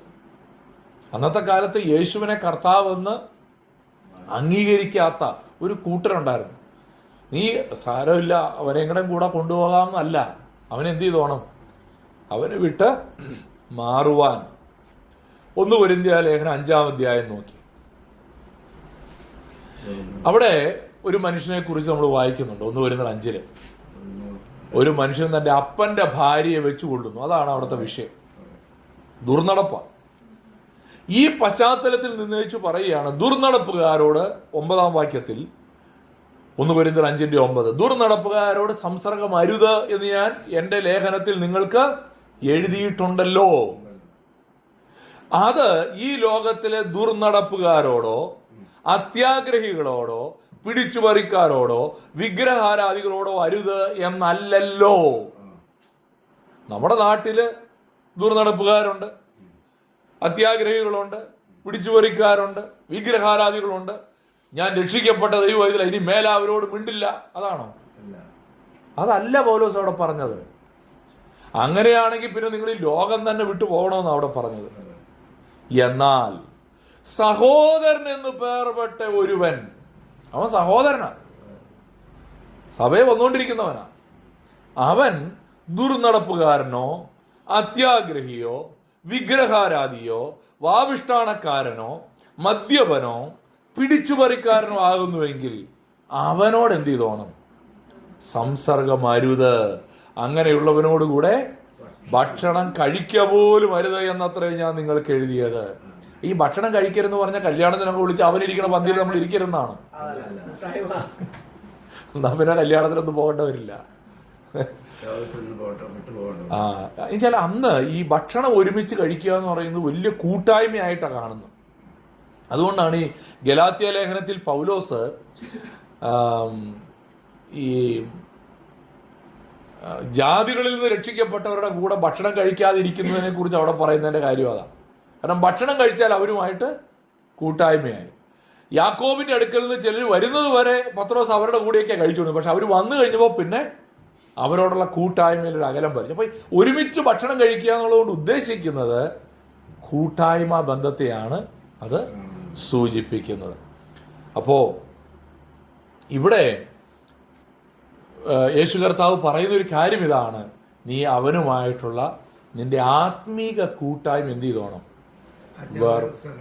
തീർച്ചയായും സഹോദരൻ എന്ന് പറയുമ്പോൾ ചൂണ്ടിക്കാണിക്കുമ്പോൾ ഈ ഉണ്ടാകുന്നതിന് മുമ്പ് അവരെ ഒരേ അനുഭവത്തിലല്ലേ ജീവിച്ചിട്ടുണ്ട്. അതെ അതെ അതെ, അവർ ഒരുമിച്ച് ദൈവത്തെ ആരാധിച്ചു പോകുന്ന കൂട്ടരാ. പക്ഷെ എന്ത് ചെയ്തു? തെറ്റി. അവൻ തെറ്റിപ്പോയി. തെറ്റിപ്പോയപ്പോൾ അവനെ ഒറ്റയ്ക്ക് എന്ന് ഉപദേശിച്ചു, സമ്മതിച്ചില്ല. 2-3 പേരെ കൂട്ടിക്കൊണ്ട് എന്ന് ഉപദേശിച്ചു, ഏറ്റെടുത്തില്ല. സഭയെ അറിയിച്ചു, എന്നിട്ട് ഇവൻ മാനസാന്തരപ്പെടാൻ തയ്യാറല്ല. ആ സാഹചര്യത്തിൽ ബോധ്യപ്പെട്ടില്ല. ഇനി അവനോട് നമ്മൾ എങ്ങനെ ആയിരിക്കണം അല്ലേ? നോക്കിയേ, ആ 17-ാമത്തെ വാക്യത്തിൽ ഒരു കാര്യം കൂടെ നിങ്ങൾ ശ്രദ്ധിക്കേണ്ടതുണ്ട്. അവരെ കൂട്ടാക്കാഞ്ഞാൽ സഭയോട് അറിയിക്കുക. സഭയെയും കൂട്ടാക്കാഞ്ഞാൽ അവൻ, അതിനുമുമ്പ് ഒരു വാക്കുണ്ട്, അവൻ നിനക്ക്. ഇവനെ പിന്നെ പള്ളി കയറ്റരുതെന്നല്ല കേട്ടോ അതിന്റെ അർത്ഥം. നമ്മള് പെട്ടെന്ന് ഇതിൽ വായിക്കുന്ന എങ്ങനെയാണെന്നറിയോ? അവനെ പിന്നെ പള്ളി കയറ്റിയേക്കരുത്, അവൻ നിന്നോട് തെറ്റ് ചെയ്തു. അതായിരുന്നു നമ്മുടെ കോണ്ടെക്സ്റ്റ് അല്ലേ? അവിടെ നിന്നാ തുടങ്ങിയത്. എടാ, ഇവനെ പള്ളി കയറ്റിയില്ലേ, ഇവൻ പിന്നെ എന്ന് വചനം കേട്ട് മാനസാന്തരപ്പെടാനാ? ഇവിടെയാണ് നമ്മൾ ഇന്ന് പലരും തെറ്റിപ്പോകുന്നത്. ഇനി ഇവനെ പള്ളി കയറ്റിയേക്കരുത് നമ്മൾ തീരുമാനിക്കുന്ന അന്ന് നമുക്ക് ഇടയന്റെ ഹൃദയം അല്ല, പിന്നെ നമുക്ക് ആരുടെ ഹൃദയം? ഇടയന്റെ ഹൃദയം ഇല്ല പിന്നെ അവിടെ. പിന്നെ ഒരു ഇടർച്ചയുടെ ഹൃദയമാണല്ലേ? അതാ ഇവിടുത്തെ ഇതിന്റെ ആ പ്രസക്തി നമ്മൾ തിരിച്ചറിയണം. ഇവനെ നഷ്ടപ്പെടുത്തി കളയാനല്ല. നമ്മള് ആ 15-ാമത്തെ വാക്യത്തിൽ എന്താ പറഞ്ഞത്? നീ സഹോദരനെ നേടി. അവൻ നിന്റെ വാക്ക് കേട്ടാൽ നീ നിന്റെ സഹോദരനെ നേടി. നമ്മുടെ ലക്ഷ്യം എന്താ? ഇവനെ നേടുക എന്നുള്ളതല്ല, ഇവനെ എന്നേക്കും നിത്യ നരകത്തിന് യോഗ്യനാക്കുക എന്നല്ല. ഈ 1 കൊരിന്ത്യർ 5-ാം അധ്യായത്തിൽ ഈ മനുഷ്യനുണ്ടല്ലോ, ഈ ദുർനടപ്പുകാരനാ മനുഷ്യൻ, ഇവനെ കുറിച്ച് പറഞ്ഞിരിക്കുക, ഇവന്റെ ആത്മാവ് കർത്താവിന്റെ നാളിൽ രക്ഷിക്കപ്പെടേണ്ടതിന് അവനെ ജഡസംഹാരത്തിനായി സാത്താന് ആത്യന്തികമായി അവനെ കുറിച്ചുള്ള ആഗ്രഹം എന്നാ? നഷ്ടപ്പെട്ടു പോകണമെന്നല്ല. ഇവൻ എന്ത് ചെയ്യണം? ഇവൻ ആത്മാവ് രക്ഷിക്കപ്പെടണം, നഷ്ടപ്പെട്ടു പോകാൻ ഇടവരരുത്. ഈ ഉദ്ദേശത്തോടെയാണ് ഈ ഡിസിപ്ലിനറി ആക്ഷൻ എടുത്തിരിക്കുന്നത്. അതുകൊണ്ട് നമ്മൾ ഓർക്കണം, നമ്മൾ പലപ്പോഴും മാനുഷികമായിട്ട് ഇതിനെയൊക്കെ നമ്മൾ പലപ്പോഴും എക്സ്കമ്മ്യൂണിക്കേറ്റ് ചെയ്യുക എന്നാ പറയുക. എക്സ്കമ്മ്യൂണിക്കേറ്റ് ചെയ്യുക എന്ന് പറഞ്ഞാൽ സമൂഹത്തിൽ നിന്നേ മാറ്റി നിർത്തും. ഇത് നമ്മള് പഠിക്കുമ്പോൾ നമ്മുടെ ജീവിതത്തിലും നമ്മുടെ കൂട്ടായ്മയിലും ഇതൊക്കെ പ്രാവർത്തികമാക്കുന്ന ഒരു രീതി വളരെ കുറഞ്ഞു വരുന്നു. പ്രാവർത്തികമാക്കാൻ പോയാൽ മൂക്ക് തെറിക്കും, അതാണ് ഈ പ്രശ്നം പല സ്ഥലത്തും. വ്യക്തിപരമായി പ്രാവർത്തികമാക്കാമല്ലോ. അതുകൊണ്ടാ അപ്പൊ ഇത് പ്രാക്ടിക്കൽ അല്ലേ? ഇത് പ്രാക്ടിക്കലാ. ഇത് പ്രാക്ടിക്കൽ അല്ലെന്ന് തോന്നുന്നു. എന്തുകൊണ്ടാണ് അറിയാം? നമ്മൾ ഇതിനെ ഈ വചനത്തിന്റെ അടിസ്ഥാനത്തിലല്ല പലപ്പോഴും വ്യാഖ്യാനിക്കുന്നത്. നമ്മൾ അതിനെ നമ്മുടേതായ ഒരു വ്യാഖ്യാനം കൂടെ ചേർത്ത് വെച്ചേച്ചാണ് അവൻ എന്നോട് മിണ്ടില്ലെങ്കിൽ എന്നാൽ പിന്നെ അവനെ നമ്മളെ പള്ളിയിൽ ആരും മിണ്ടണ്ടാതാക്കും. നമ്മൾ അവിടെയാണ് നമ്മൾ ഇതിനകത്ത് കാണിക്കുന്ന അപകടം എന്ന് പറയുന്നത്. ഓക്കെ, ഇനി ഇവിടെ ആ 3 സ്റ്റെപ്പ് പ്രോസസ്സ് ഞാൻ ഒന്നുകൂടി ഒന്ന് ആവർത്തിക്കുക. ഇത് പുതിയ കാര്യമൊന്നുമല്ല, ഞാൻ ഓൾറെഡി ഒരു പ്രാവശ്യം ഈ മത്തായി എടുത്തപ്പോൾ തന്നെ ഈ ഭാഗം റെഫർ ചെയ്തതാണ്. എന്നാലും ഒരു ഓർഡർ ഒന്നുകൂടെ ഒന്ന് പറഞ്ഞേച്ച് മുന്നോട്ട് പോകാം എന്ന് ഞാൻ വിചാരിക്കാം. എങ്ങനെയാണ് ആ യഥാസ്ഥാനപ്പെടലിൻ്റെ പ്രക്രിയ? 1, വ്യക്തിപരമായ തിരുത്തൽ. ഈ വ്യക്തിപരമായ തിരുത്തൽ അവിടുത്തെ പ്രാധാന്യം എന്താ? നിന്റെ സഹോദരൻ നിന്നോട് പിഴച്ചാൽ നീ ചെന്ന് നീയും അവനും മാത്രമുള്ളപ്പോൾ എൻ്റെ സഹോദരൻ്റെ പേര് ചീത്തയാകരുത് എന്നുള്ള ഗുഡ് ഇൻറ്റൻഷൻ ഉണ്ടല്ലോ, ഇതിനവിടെ വലിയ പ്രാധാന്യമുണ്ട്. ഈ ഒരു ഇൻറ്റൻഷൻ ഇല്ലാതെ നമ്മൾ ഒരാളെ തിരുത്താൻ പോകുന്നതാണ് പ്രശ്നം. നമ്മൾ പലപ്പോഴും തിരുത്താൻ പോകുന്നത് 4 പേരെ കേക്കെ. ഈ ചില വീടുകളിലുണ്ട്, ഭാര്യയും ഭർത്താവും കൂടെ പിണങ്ങിക്കഴിഞ്ഞാൽ ആദ്യം ഒരാൾ ആ മുറ്റത്തേക്ക് ഇറങ്ങി എന്ന് വെച്ചാൽ മറുപടി പറയുള്ളൂ. എന്ന് പറഞ്ഞാൽ ഇത് ഇങ്ങേര് മാത്രം കേട്ടാൽ പോരാ, പിന്നെ ആരും കൂടെ പറയണം, അയൽവക്കക്കാരും കൂടെ നാട്ടുകാരും കൂടെ ഇതറിയണം. ഇങ്ങനെ പലരും തിരുത്തുന്നത്. അങ്ങനെ തിരുത്താനല്ല കർത്താവ് ഉദ്ദേശിച്ചത്. നീയും അവനും മാത്രമുള്ളപ്പോൾ. നമ്മൾ ഈ ഇടയന് ഒന്നിന് പ്രാധാന്യം കൊടുത്തില്ല, ഒന്നിന് ആ പ്രാധാന്യം നമ്മുടെ ഹൃദയത്തിൽ വേണമെന്നായി അതിൻ്റെ അർത്ഥം. എടാ, ഇവൻ നാണക്കേട് കൊണ്ട് തല കുനിക്കണമെന്നുള്ള ഉദ്ദേശത്തിലല്ല. അവനെ പ്രൊട്ടക്ട്സ് ഡിഗ്നിറ്റി, അവൻ്റെ മാന്യത എന്ത് ചെയ്തോണം. നമ്മളൊന്ന് ആലോചിക്കുക, നമ്മുടെ കൂട്ടായ്മയിൽ വരുന്ന ഒരു സഹോദരൻ ഒരു മദ്യക്കുപ്പിയുമായിട്ട് ഒരു ക്രിസ്മസിൻ്റെ ദിവസം കൂത്താട്ടോളത്ത് നിൽക്കുന്ന നമ്മൾ കണ്ടു, നമ്മളെങ്ങനെ പ്രതികരിക്കും? വേഗം ഫോട്ടോ എടുക്കുമല്ലേ, യൂട്യൂബ് തെളിവ്. നോ, യൂട്യൂബിലിടും. വേഗം അവൻ്റെ അടുത്തില്ല. നമ്മളാണെങ്കിൽ ഇവനെ കാണാതെ ഒളിച്ചു നിൽക്കും. എന്നിട്ട് ഇവൻ എന്താ ചെയ്യാൻ പോകുന്നത് നോക്കട്ടെ, ഇത് വെളിച്ചെണ്ണയാണോ അല്ല. ഞാൻ പറഞ്ഞതിൻ്റെ ഉദ്ദേശം ഇത്രയേ ഉള്ളൂ. അവൻ്റെ ആ മാന്യതയെ നമ്മൾ ഗലാത്യർ 6:1 നമ്മൾ എന്താ വായിച്ചത്?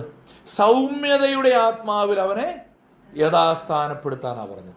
അവൻ്റെ മാന്യതയെ നമ്മൾ എന്ത് ചെയ്തോണം? ഒന്ന് ഓർത്ത് നോക്കി. നമ്മൾ അവൻ്റെ അടുത്ത് ചെന്നേച്ച്, സഹോദരൻ എന്താ ഇത്? അപ്പം അവൻ ഒന്ന് പരിങ്ങുമല്ലോ. പരിങ്ങുമ്പോൾ സഹോദരൻ എന്നാന്ന് എനിക്കറിയാം, സഹോദരൻ തെറ്റിപ്പോയെന്ന് എനിക്ക് മനസ്സിലായി, പക്ഷെ ഇതൊരു മനുഷ്യനെ അറിയാതെ ഞാൻ സൂക്ഷിച്ചോളാം.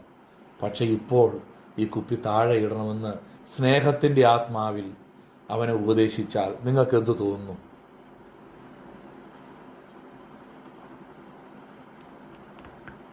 സൗമ്യതയുടെ ആത്മാവിൽ യഥാസ്ഥാനപ്പെടുത്തുക.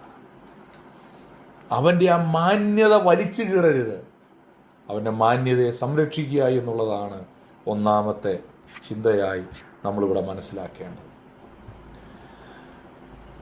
അതിന് ഒറ്റ ഉദ്ദേശമേ ഉള്ളൂ, അവൻ നിന്റെ വാക്ക് കേട്ടാൽ നീ സഹോദരനെ നേടി, അവനെ നേടുക എന്നുള്ള ഉദ്ദേശമായിരിക്കണം നമുക്ക്. അതാണ് ആ ഇടയൻ്റെ ഹൃദയം.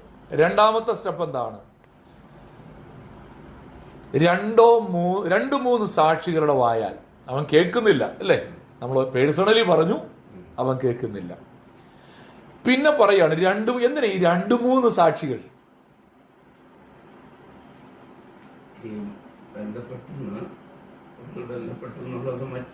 ഏറ്റവും അടുത്ത സാക്ഷികൾ എന്ന് പറയുമ്പോൾ ഏറ്റവും അടുത്ത വ്യക്തികളായിരിക്കണം.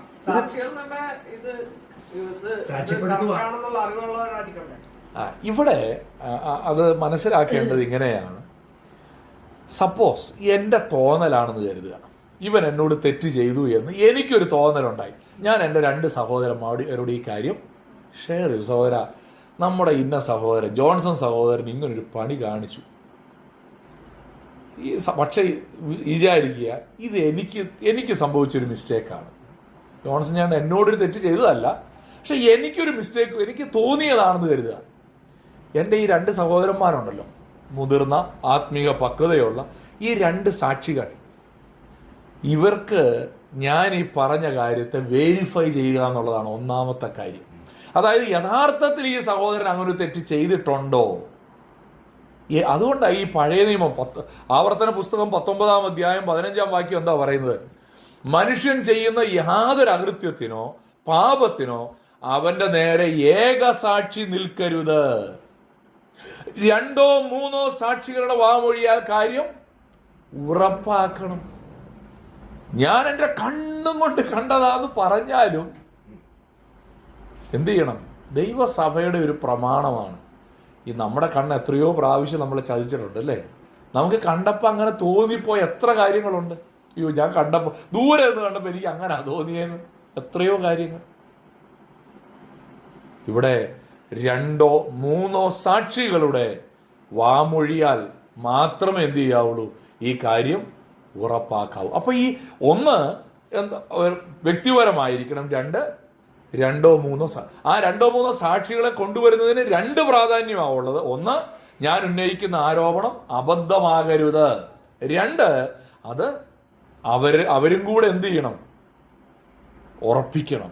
അതാണ് എസ്റ്റാബ്ലിഷസ് ട്രൂത്ത്. അത് ശരിയാണ് സഹോദരൻ പറഞ്ഞ. അപ്പൊ ഞാൻ പറഞ്ഞിട്ട് കേട്ടില്ല, ഞാൻ ശ്രമിച്ചു എന്നുള്ളതൂടെ തീർച്ചയായിട്ടും ഞാനത് പറയാൻ വരുന്നേ ഉള്ളായിരുന്നു. വളരെ കറക്റ്റാണ്. അതായത് ഞാൻ പേഴ്സണലി ഒന്ന് പറഞ്ഞു സഹോദര, പക്ഷെ അദ്ദേഹം കേൾക്കുന്നില്ല. ഞാൻ പറഞ്ഞത് കേൾക്കാത്തതുകൊണ്ടാണ് ഈ ആത്മീയ പക്വത കൂടുതലുള്ള ആളുകളെ, ഇപ്പൊ ഞാൻ പറഞ്ഞിട്ട് കേൾക്കുന്നില്ല, കുറച്ചുകൂടെ സീനിയറായ ആളുകളെ എന്ത് ചെയ്തു? സാക്ഷിയായിട്ട് കൊണ്ടുവരുന്നതിൻ്റെ കാരണം. ഈ നാറ്റിക്കാനാണെങ്കിൽ ഏറ്റവും പക്വതയില്ലാത്തവനോടാണ് പറയണ്ടേ അല്ലേ? ഇവൻ്റെ പേര് ശരിയാക്കാം, അതല്ല, ഏറ്റവും ഇത് പക്വതയോടെ കൈകാര്യം ചെയ്യുമെന്ന് ബോധ്യമുള്ള 2 പേരെ നമ്മളിത് അറിയിക്കുന്നതിൻ്റെ കാര്യം അതാണ്. അപ്പോൾ എൻ്റെ ആരോപണം അബദ്ധമാകരുത്, അത് സത്യമാണെന്ന് ഉറപ്പിക്കണം. 3, ഞാൻ ഈ കാര്യം സംസാരിച്ചു എന്ന് ബോധ്യപ്പെടുത്തുക. മൂന്നാമത്തെ സ്റ്റെപ്പ് എന്താ? മൂന്നാമത്തെ സ്റ്റെപ്പ് സഭയെ അറിയിക്കുക. 17-ാമത്തെ വാക്യത്തിൽ എന്താണ് ഇവിടെ സഭയെ അറിയിക്കുക എന്ന് പറഞ്ഞാൽ? 17-ാം വാക്യം സഭയെ അറിയിക്കുക. പരസ്യമായി നാറ്റിച്ചു എന്നാണ് അതിൻ്റെ. ഞാൻ ആ വാക്ക് ഉപയോഗിച്ചത് എന്തുകൊണ്ടാണെന്ന് വെച്ചാൽ ഇന്ന് പലരും അതാ ചെയ്യുന്നതുകൊണ്ടാണ്.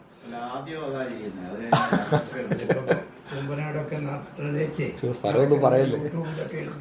അതെ, പോട്ടെ.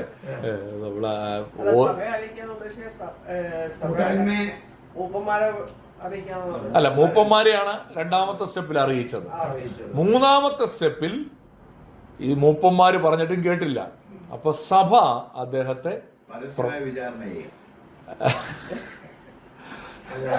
പരസ്യമായി വിചാരണ ചെയ്യുകയല്ല അവിടെ ഉദ്ദേശിച്ചത്. അത് ഇടയന്റെ ഹൃദയമാണോ? അത് ഇടയന്റെ ഹൃദയത്തിൽ നിന്നുകൊണ്ട് ചിന്തിക്കേ. Corporate care, not public shame. സഭ ഒന്നടങ്കം അവന്റെ യഥാസ്ഥാനത്തിന് വേണ്ടി പ്രാർത്ഥിക്കുകയാണ് ചെയ്യേണ്ടത്. അതാണ് അവിടെ കർത്താവ് ആഗ്രഹിക്കുന്നത്. കർത്താവ് അവിടെ ഉദ്ദേശിച്ചത് എന്നാ പിന്നെ 4 പേരെ അറിയട്ടെ എന്നല്ല. കർത്താവോട് ഉദ്ദേശിച്ചത് സഭ ഒന്നടങ്കം അവന് ഇനി ഞാൻ വരുന്നുണ്ട് അതിനകത്തേക്ക്. സഭ ഒന്നടങ്കം അതിനു വേണ്ടി പ്രാർത്ഥിക്കുക. അവനെ യഥാസ്ഥാനപ്പെടുത്താൻ വേണ്ടി എല്ലാവരും ശ്രമിക്കണം. ഇതാണ് ഇവിടെ കർത്താവ് ഉദ്ദേശിക്കുന്നത്. പ്രിയപ്പെട്ടവരെ, ഇത് അവനെ എന്ത് ചെയ്യണം? ഒരാള് പേഴ്സണലി വന്ന് ആലോചന പറഞ്ഞപ്പോൾ ഇയാൾക്ക് ഏറ്റെടുക്കാൻ മനസ്സില്ല. 2 സാക്ഷികൾ പറഞ്ഞപ്പോൾ അല്ലേലും ആ മൂപ്പൻ ഉള്ളതാ എന്നെ ഇടയ്ക്കിടയ്ക്ക് ഒന്ന് കുത്തി പ്രസംഗിക്കല്, അങ്ങനെ വിചാരിക്കാം. അല്ലേലും പുള്ളിക്ക് എന്നോട് ഒരിച്ചിരി പിണക്കം ഉണ്ടെന്ന് പണ്ടേ എനിക്കറിയാം. പക്ഷെ സഭ ഒന്നടങ്കം അവനോട് പറയാണ്, സഹോദര മാനസാന്തരപ്പെടണേ. ഇത് പറയുമ്പോൾ അവനെ യഥാർത്ഥത്തിൽ മാനസാന്തരത്തിലേക്ക് സഭ ഒന്നടങ്കം വിളിക്കുകയാണ്.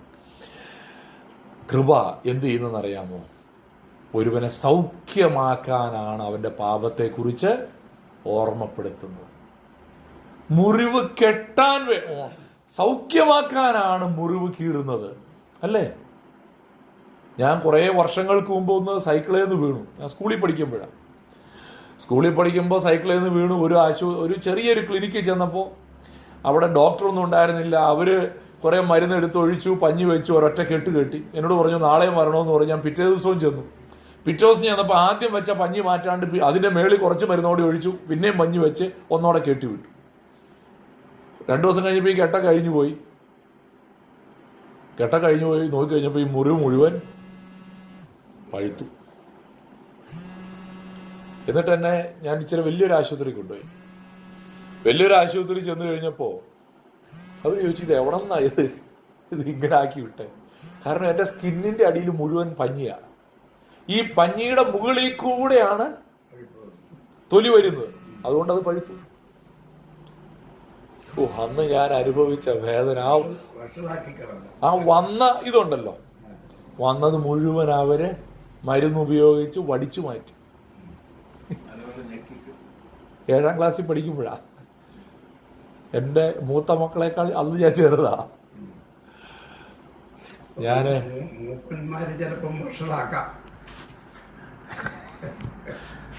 ഞാൻ പറഞ്ഞാൽ ചുരുക്കം എത്രയേ ഉള്ളൂ. അന്ന് എന്തിനാ ഇവർ ഇത് മുഴുവൻ ചെയ്തതെന്നറിയോ? ശരിക്കും ഉണങ്ങണമെന്നുണ്ടെങ്കിൽ ഇത് മുഴുവൻ ക്ലീൻ ചെയ്യണം.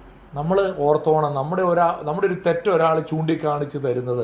ബീയിങ് എ ടീച്ചബിൾ ബിലീവർ എന്നാണ് നമ്മളെക്കുറിച്ച് നമ്മൾ കാണേണ്ടത്.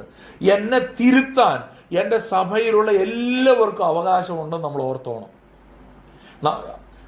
നമ്മളുടെ വിചാരം എന്നെ തിരുത്താൻ നീ ആരാ എന്ന മനോഭാവത്തോടെ നമുക്ക് ഒരിക്കലും ഒരു ക്രിസ്തീയ വിശ്വാസിയായിട്ട് ജീവിക്കാൻ സാധ്യമല്ല. എന്നെ തിരുത്താൻ നീ ആരാ എന്നൊരു മനോഭാവം നമുക്കുണ്ടെങ്കിൽ നമ്മുടെ ആത്മീക ജീവിതം ശുഭമായി തീരുകയില്ല. ആത്മീക ജീവിതം ശുഭമായി തീരുന്നത് കറക്ഷന് നമ്മൾ വിധേയമാകുമ്പോഴാണ്.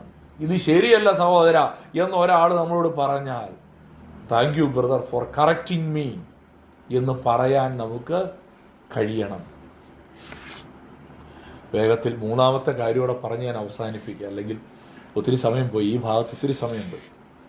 2 കാര്യം പറഞ്ഞു. 1 ഇടയൻ്റെ ഹൃദയം, 2 വിശ്വാസിയുടെ ഉത്തരവാദിത്വം, 3 സഭയിലൂടെ കർത്താവ് പ്രവർത്തിക്കുന്നത് എങ്ങനെയാണ്, അല്ലെങ്കിൽ ഇതിനകത്തെ ആധികാരികത എന്താണ്. 18 മുതൽ 20 വരെയുള്ള വാക്യങ്ങൾ വായിച്ചാൽ നമുക്കത് കാണുവാനായിട്ട് കഴിയും. നോക്കിയേ, ഇവിടെ 2 വാക്കുകൾ പ്രത്യേകമായിട്ട് വരുന്നുണ്ട്. നിങ്ങൾ ഭൂമിയിൽ കെട്ടുന്നതെല്ലാം സ്വർഗത്തിലും കെട്ടപ്പെട്ടിരിക്കും, നിങ്ങൾ ഭൂമിയിൽ അഴിക്കുന്നതെല്ലാം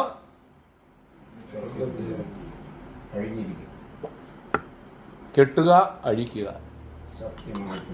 എന്താ ഈ കെട്ടുക അഴിക്കുക എന്ന് പറഞ്ഞതിൻ്റെ അർത്ഥം? ഈ വാക്യത്തിന്റെ അടിസ്ഥാനത്തിലാണ് ഈ പല സ്ഥലത്തും മുടക്ക് കൽപ്പന എന്ന് പറയുന്നത്, അല്ലേ? മുടക്ക് കൽപ്പന, മുടക്കുക എന്ന് പറയും നമ്മൾ. ഇത് ഒരു സ്പിരിച്വൽ അതോറിറ്റിയാണ്.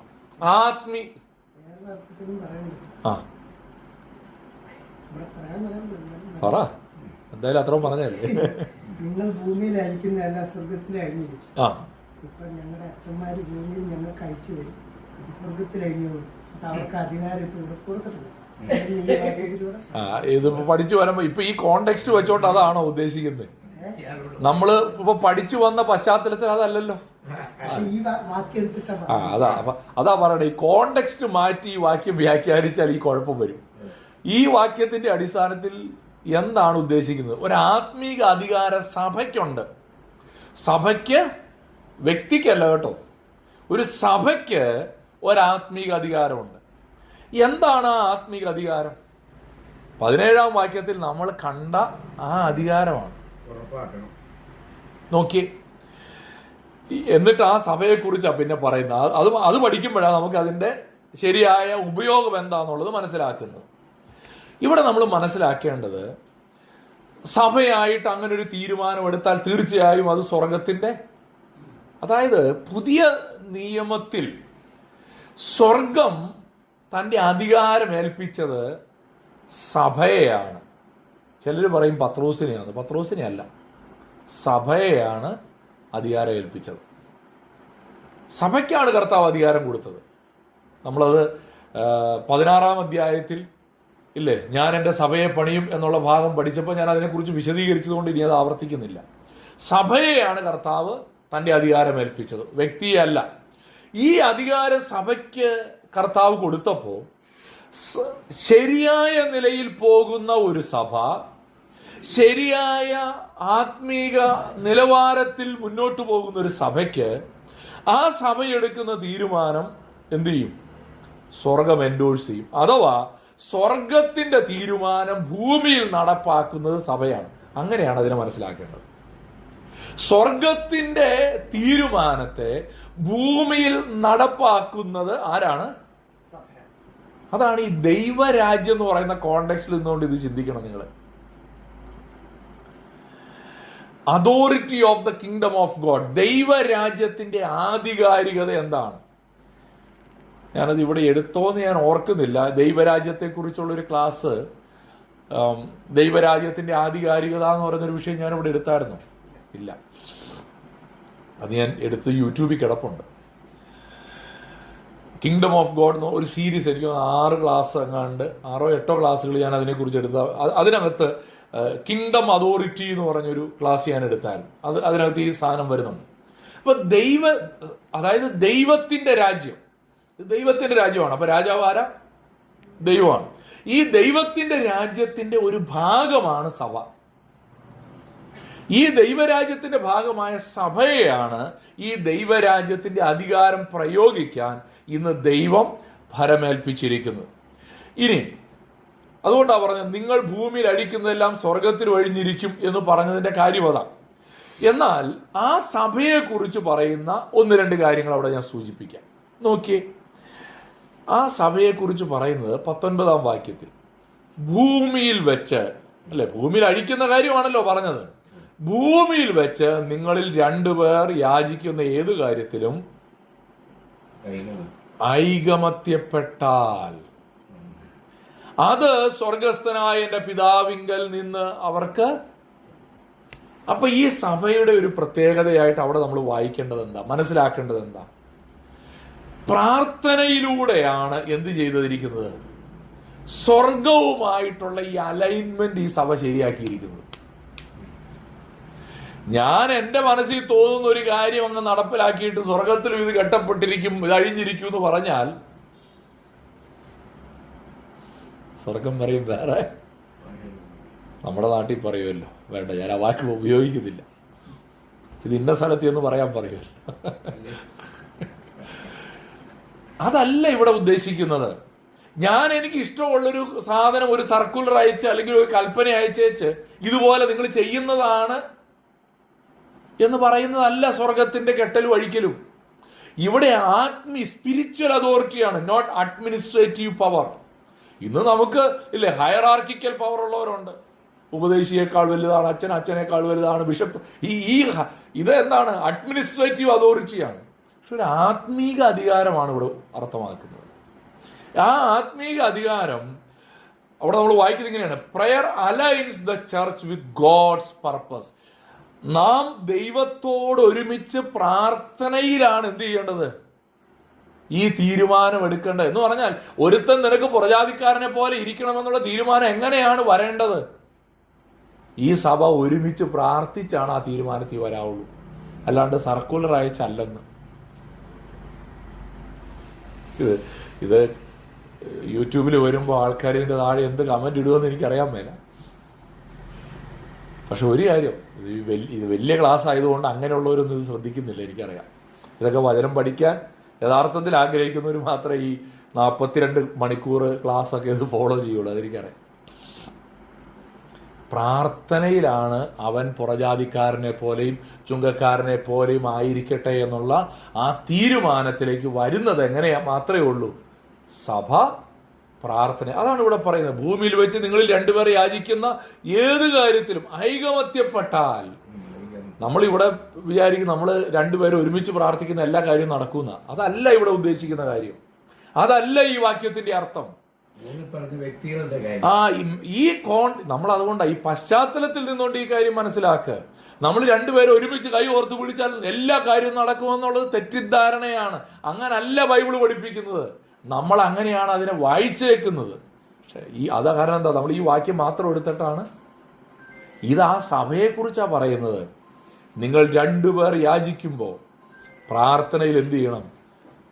അതായത് എങ്ങനെ ഒരു കാര്യത്തെക്കുറിച്ചുള്ള ദൈവഹിതം അറിയുന്നത്? ഞാൻ നിങ്ങളോട് ചോദിക്കട്ടെ, എങ്ങനെയാണ് ഒരു കാര്യത്തെക്കുറിച്ചുള്ള ദൈവഹിതം? നമ്മൾ പറയും പ്രാർത്ഥിച്ചെടുത്ത തീരുമാനമാണെന്ന് ചിലപ്പോൾ പറയാറുണ്ട്. ഈ പ്രാർത്ഥിക്കുമ്പോൾ എങ്ങനെയാണ് അത് ദൈവഹിതമാണെന്ന് മനസ്സിലാകുന്നത്? ഇതാണ് ദൈവത്തിന്റെ ഹിതമെന്ന് എങ്ങനെ മനസ്സിലാകും? കർത്താവേ, ഞാൻ ഒരു ബിസിനസ് തുടങ്ങാൻ ആഗ്രഹിക്കുന്നു. എങ്ങനെ അത് ദൈവഹിതമാണോ എന്നറിയാം? ഇതാണ് അതിൻ്റെ ക്രൈറ്റീരിയ. എന്താ അതിൻ്റെ ക്രൈറ്റീരിയ? ഞാൻ അല്ലെങ്കിൽ എൻ്റെ സഹോദരനോട് ഒരുമിച്ച് പ്രാർത്ഥനയിൽ ഇരിക്കുകയാണ്. എന്താ പ്രാർത്ഥിക്കാൻ പോകുന്നത്? പ്രാർത്ഥിക്കാൻ പോകുന്ന കർത്താവേ, ഞങ്ങളൊരു ബിസിനസ് തുടങ്ങാൻ പോവുകയാണ്, നീ അങ്ങ് അനുഗ്രഹിച്ചേക്കണേ എന്ന് പറയുന്നതല്ല അവിടുത്തെ പ്രാർത്ഥന. അങ്ങനെയാണ് ഇന്ന് പലരും പ്രാർത്ഥിക്കുന്നത്. അതല്ല ഇവിടെ ഉദ്ദേശി. നമ്മൾ പ്രാർത്ഥനയെക്കുറിച്ചുള്ള ബോധ്യം തന്നെ നമ്മുടെ തെറ്റാ. പ്രാർത്ഥിച്ച് കർത്താവേ നീ അങ്ങ് ഏറ്റെടുത്തേക്കണേ, ഞാൻ ദേ കൈവിട്ടു, നീ പിടിച്ചോടെ, ഇതല്ല പ്രാർത്ഥന. പ്രാർത്ഥന എന്ന് പറയുന്നത് കർത്താവേ ഞാനൊരു ബിസിനസ് തുടങ്ങാൻ ആഗ്രഹിക്കുന്നു. ആ ബിസിനസ് തുടങ്ങാനോ, അതായത് ആ ബിസിനസ്സുമായി ബന്ധപ്പെട്ട് എൻ്റെ മനസ്സിൽ വരുന്ന ചിന്തകളെല്ലാം ഞാൻ കർത്താവിനോട് പറയുക, കർത്താവേ ഞാനത് തുടങ്ങാൻ ആഗ്രഹിക്കുന്നത് പണക്കാരനാവാനുള്ള അപ്പോൾ തന്നെ കർത്താവ് പറയും ഇത് ദൈവഹിതമല്ല. അതായത് ഞാൻ എൻ്റെ പർപ്പസ് പോലും ഞാൻ കർത്താവിനോട് അവിടെ പറയുക, കർത്താവെ ഞാൻ തുടങ്ങാൻ ഉദ്ദേശിക്കുന്നത് ഈ സിഗരറ്റ് ഇമ്പോർട്ടിംഗ് ആണ്. കർത്താവ് പറയും മോനെ ഇത് ദൈവത്തിന്റെ മന്ദിരം നശിപ്പിക്കുന്ന ബിസിനസ് ആണല്ലോ, ദൈവഹിതം അല്ലെന്ന അങ്ങനെ നമുക്ക് ബോധ്യപ്പെടുന്നത്. കർത്താവെ ഞാൻ ബൈബിൾ ഷോപ്പാണ് തുടങ്ങാൻ ആഗ്രഹിക്കുന്നത്. എന്താണ് അതുകൊണ്ട് നീ ഉദ്ദേശിക്കുന്നത്? കർത്താവ് നമ്മോട് സംവദിക്കും കേട്ടോ. എൻ്റെ അനുഭവത്തിൽ നിന്നാണ് ഞാൻ ഈ കാര്യം പറയുന്നത്, പുസ്തകം വായിച്ച് പഠിച്ചതല്ല. എൻ്റെ ജീവിതത്തിൽ ഞാൻ വളരെ പ്രധാനപ്പെട്ട ചില തീരുമാനങ്ങൾ എടുത്തപ്പോൾ എനിക്ക് വളരെ ബോധ്യം തന്ന കാര്യമാണ് ഞാൻ പറയുന്നത്. ഞാനൊരു ബൈബിൾ ഷോപ്പ് തുടങ്ങാൻ ആഗ്രഹം. എന്താ നീ അതിലൂടെ? അത് തുടങ്ങിയാൽ എനിക്ക് സഭയിലൊരു മാന്യത കിട്ടും. തുടങ്ങണ്ടെന്ന് കർത്താവ് പറയും. ബൈബിൾ ഷോപ്പാ, പക്ഷേ ഉദ്ദേശം എന്താ? അതായത് നമ്മൾ ചെയ്യാൻ ആഗ്രഹിക്കുന്ന കാര്യത്തിൻ്റെ പ്രക്രിയ, ആ പ്രോസസ്സ് ഉണ്ടല്ലോ, അത് ദൈവസന്നിധിയിൽ ഉരുക്കഴിക്കുക എന്ന് പറയും. ആ വാക്ക് നമ്മൾ ഉപയോഗിക്കാറുണ്ടല്ലോ അല്ലേ, ഈ ഉരുക്കഴിക്കുക. ദൈവസന്നിധിയിൽ ആ പ്രോസസ്സാണ് സമർപ്പിക്കുന്നത്. ആ പ്രോസസ്സിലൂടെ ദൈവത്തിൻ്റെ ആത്മാവ് നമ്മുടെ ഹൃദയത്തിൽ ബോധ്യം തരുവാനായിട്ട് ഇടയായിത്തീരും. ഞാനത് ആ സാഹചര്യവശാൽ അവിടെ പറഞ്ഞു എന്ന് മാത്രമേ ഉള്ളൂ. അങ്ങനെയാണെങ്കിൽ ഒരു ചോദ്യം, എന്താണ് 20-ാമത്തെ വാക്യത്തിൻ്റെ അർത്ഥം? അല്ലേ, 2-3 പേർ എൻ്റെ നാമത്തിൽ കൂടി വരുന്നിടത്തൊക്കെയും. നമ്മൾ കൂട്ടായ്മയ്ക്ക് വരുമ്പോഴേ നമ്മൾ ഈ വാക്യം അപ്ലൈ ചെയ്യും അല്ലേ. കർത്താവേ, ഞങ്ങൾ ഇന്ന് 2-3 പേരെ വന്നിട്ടുള്ളൂ, അവിടെ നമ്മൾ ഈ വാക്യം ഉപയോഗിക്കുക. നമ്മൾ 1000 പേര് കൂടുന്നിടത്ത് പലപ്പോഴും ഈ വാക്യം ഉപയോഗിക്കാറില്ല. അതെന്താ? കാരണം നമ്മുടെ ഒരു ആശ്വാസത്തിന് വേണ്ടി നമ്മളങ്ങ്. ഇവിടെ വാസ്തവത്തിൽ ഈ വാക്യം ഏതർത്ഥത്തിലാണ് ഉപയോഗിക്കുന്നത്?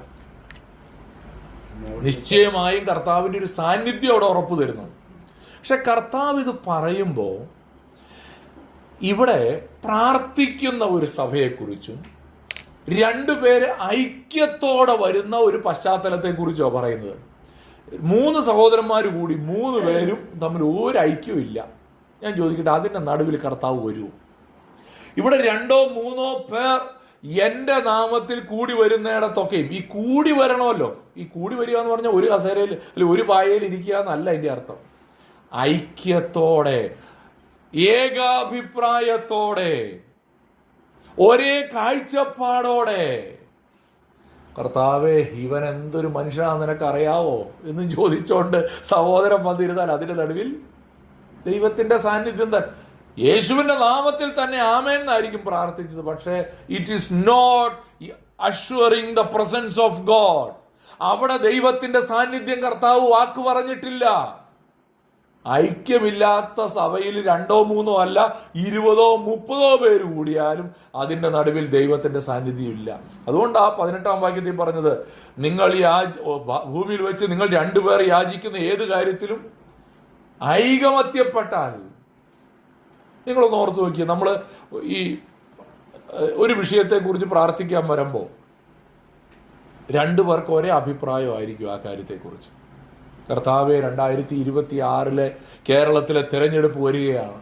ഒരാളുടെ ആഗ്രഹം കർത്താവ് LDF അധികാരത്തിൽ വരണം, മറ്റേയാളുടെ ആഗ്രഹം UDF അധികാരത്തിൽ വരണം. ഇതിലേതായിരിക്കും കർത്താവ് കേൾക്കാൻ പോകുന്നത്? 3-ാമത്തത് അല്ലേ?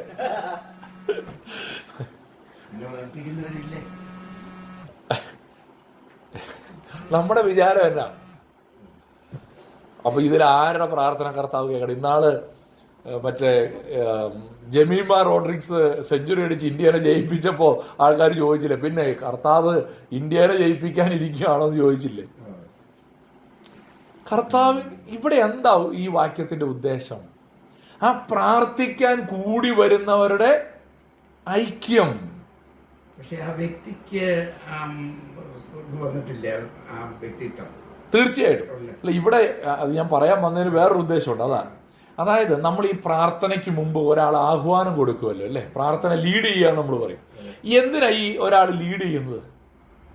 ഈ ഇരിക്കുന്ന ആളുകൾക്ക് ഈ വിഷയത്തെക്കുറിച്ച് എന്താണ് ഐകമത്യപ്പെടരുത്, ഇവരെ ഒരേ അഭിപ്രായത്തിലേക്ക് കൊണ്ടുവന്നിട്ട് അതിനെക്കുറിച്ച് പ്രാർത്ഥിക്കാൻ പറയുക എന്നുള്ളതാണ് ഉദ്ദേശം. അതായത് നമ്മൾ പ്രാർത്ഥിക്കുന്നത് സുവിശേഷ വിരോധികൾ നശിക്കാനല്ല, സുവിശേഷ വിരോധികൾ മാനസാന്തരപ്പെടാനാണെന്ന് പറഞ്ഞേച്ച് പ്രാർത്ഥിക്കാൻ പറയുമ്പോൾ, എടാ ഇതിനകത്തിരുന്ന് ഒരുത്തം ആഗ്രഹിച്ചുകൊണ്ടിരുന്നറിയോ, അവന്മാരൊക്കെ നശിച്ചു പോകണം എന്നുള്ള ആഗ്രഹത്തിലായിരുന്നു ഇവരിരുന്നത്. അപ്പൊ അവനൊരു ബോധ്യം കൊടുക്കുകയാണ്, എടാ അവൻ നശിക്കാനല്ല നീ പ്രാർത്ഥിക്കേണ്ടത്, അവൻ ഈ ചിന്ത കൊടുക്കാൻ. അവിടെയാണ് എന്ത് ചെയ്യുന്നത്? ഒരൈക്യപ്പെടലുണ്ടാകുന്നത്. മനസ്സിലാവുന്നുണ്ടോ? ഈ ഐക്യപ്പെടലില്ലാതെയുള്ള പ്രാർത്ഥനയാണ് നമ്മുടെ പ്രാർത്ഥന കേൾക്കാത്തതിൻ്റെ കാരണം. ഇന്ന് ഞാൻ എൻ്റെ വാക്കുകളെ ഇവിടെ ചുരുക്കട്ടെ, സമയം ഞാൻ വിചാരിച്ചതിനേക്കാൾ മുന്നോട്ട് പോയി.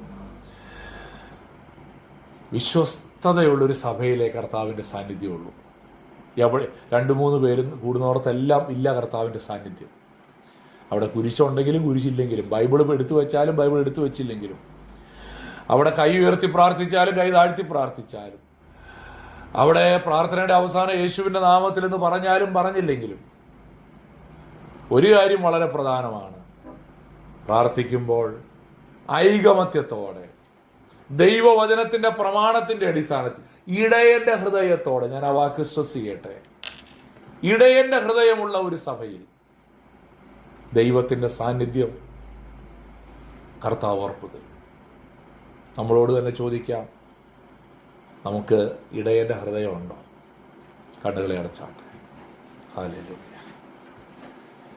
ഇന്നാരെങ്കിലും വഴിതെറ്റി ഉഴന്നുപോയ ഒരാടായിട്ട് ഈ വചനത്തിൻ്റെ മുമ്പിൽ ഇരിക്കുന്നെങ്കിൽ കർത്താവ് പറയുന്നു, നിന്റെ മടങ്ങി വരവ് എനിക്ക് സന്തോഷമാണ്. നീ മടങ്ങി വരാൻ ഞാൻ ഒത്തിരി പ്രതീക്ഷയോടെ കാത്തിരിക്കുന്നു. Come back. സ്വർഗം നിന്നെക്കുറിച്ച് സന്തോഷിക്കാൻ ഒരു അവസരം തേടുകയാണ്. മടങ്ങി വരിക. ഇടയൻ നിന്നെ നോക്കിക്കൊണ്ടിരിക്കുകയാണ്. രണ്ടാമത്തെ ചോദ്യം, ദൈവം നിന്നെ വിളിച്ചിരിക്കുന്നത് ഒരു വ്യക്തിയെ യഥാസ്ഥാനപ്പെടുത്താനാണ്. സ്നേഹത്തിൻ്റെ ആത്മാവിൽ, സൗമ്യതയുടെ ആത്മാവിൽ അവനെ യഥാസ്ഥാനപ്പെടുത്തുക. Go and restore your brother. നിന്റെ സഹോദരനെ നേടുവാൻ, അവനെ യഥാസ്ഥാനപ്പെടുത്തുവാൻ കർത്താവ് നിന്നെ അയക്കുന്നു. Are you part of the church? സഭയുടെ ഭാഗമാകണമെങ്കിൽ ആ സഭയിൽ പ്രാർത്ഥനയിൽ ഐക്യപ്പെടണം. യാചിക്കുന്ന ഏതൊരു കാര്യത്തിലും ഐകമത്യപ്പെടണം. ഒരുമിച്ച് പ്രാർത്ഥനയിലൂടെ ദൈവഹിതത്തിന് വിധേയപ്പെടണം. Are you part of the church? പള്ളി പോകാറുണ്ടോ എന്നല്ല ചോദ്യം, ഐക്യപ്പെട്ടിട്ടുണ്ടോ? ഇല്ലെങ്കിൽ നീ ആ സഭയുടെ ഭാഗമായിട്ടില്ല. ഐകമത്യപ്പെടണം. ദൈവകരങ്ങളിലേക്ക് നമ്മെ തന്നെ സമർപ്പിക്കണം. ഹല്ലേലൂയ. കർത്താവേ, ഐക്യതയുടെ ആത്മാവിനെ ഞങ്ങളുടെ സഭകളിൽ തരണമേ എന്ന് നമുക്കൊന്ന് പ്രാർത്ഥിക്കാം. നമ്മുടെ കൂടിവരവുകളിൽ ആ ഏകാഭിപ്രായത്തിൽ ഒരുമിച്ച് ചേരുവാൻ, അതിൻ്റെ അർത്ഥം ഒരു കാര്യത്തെക്കുറിച്ചും അഭിപ്രായ വ്യത്യാസം ഉണ്ടാകയില്ല എന്നല്ല. നമ്മൾ ഓരോരുത്തരും വ്യത്യസ്ത മനുഷ്യരാണെങ്കിൽ, വ്യത്യസ്ത ചിന്താഗതികളുള്ളവരാണെങ്കിൽ പല കാര്യങ്ങളെക്കുറിച്ചും അഭിപ്രായ വ്യത്യാസങ്ങൾ ഉണ്ടായേക്കാം. പക്ഷേ നാം പ്രാർത്ഥിക്കുമ്പോൾ ദൈവവചനത്തിൻ്റെ പ്രധാനപ്പെട്ട ഉപദേശങ്ങളിൽ നമുക്ക് ഐക്യപ്പെടുവാനായിട്ട് കഴിയണം. ഇടയൻ്റെ ഹൃദയമാണ് നമുക്ക് വേണ്ടത്. കർത്താവിൻ്റെ കരങ്ങളിലേക്ക് നമ്മെ തന്നെ സമർപ്പിച്ചു കൊടുത്തുകൊണ്ട് ഈ സമയത്ത് നമുക്ക് പ്രാർത്ഥിക്കാം.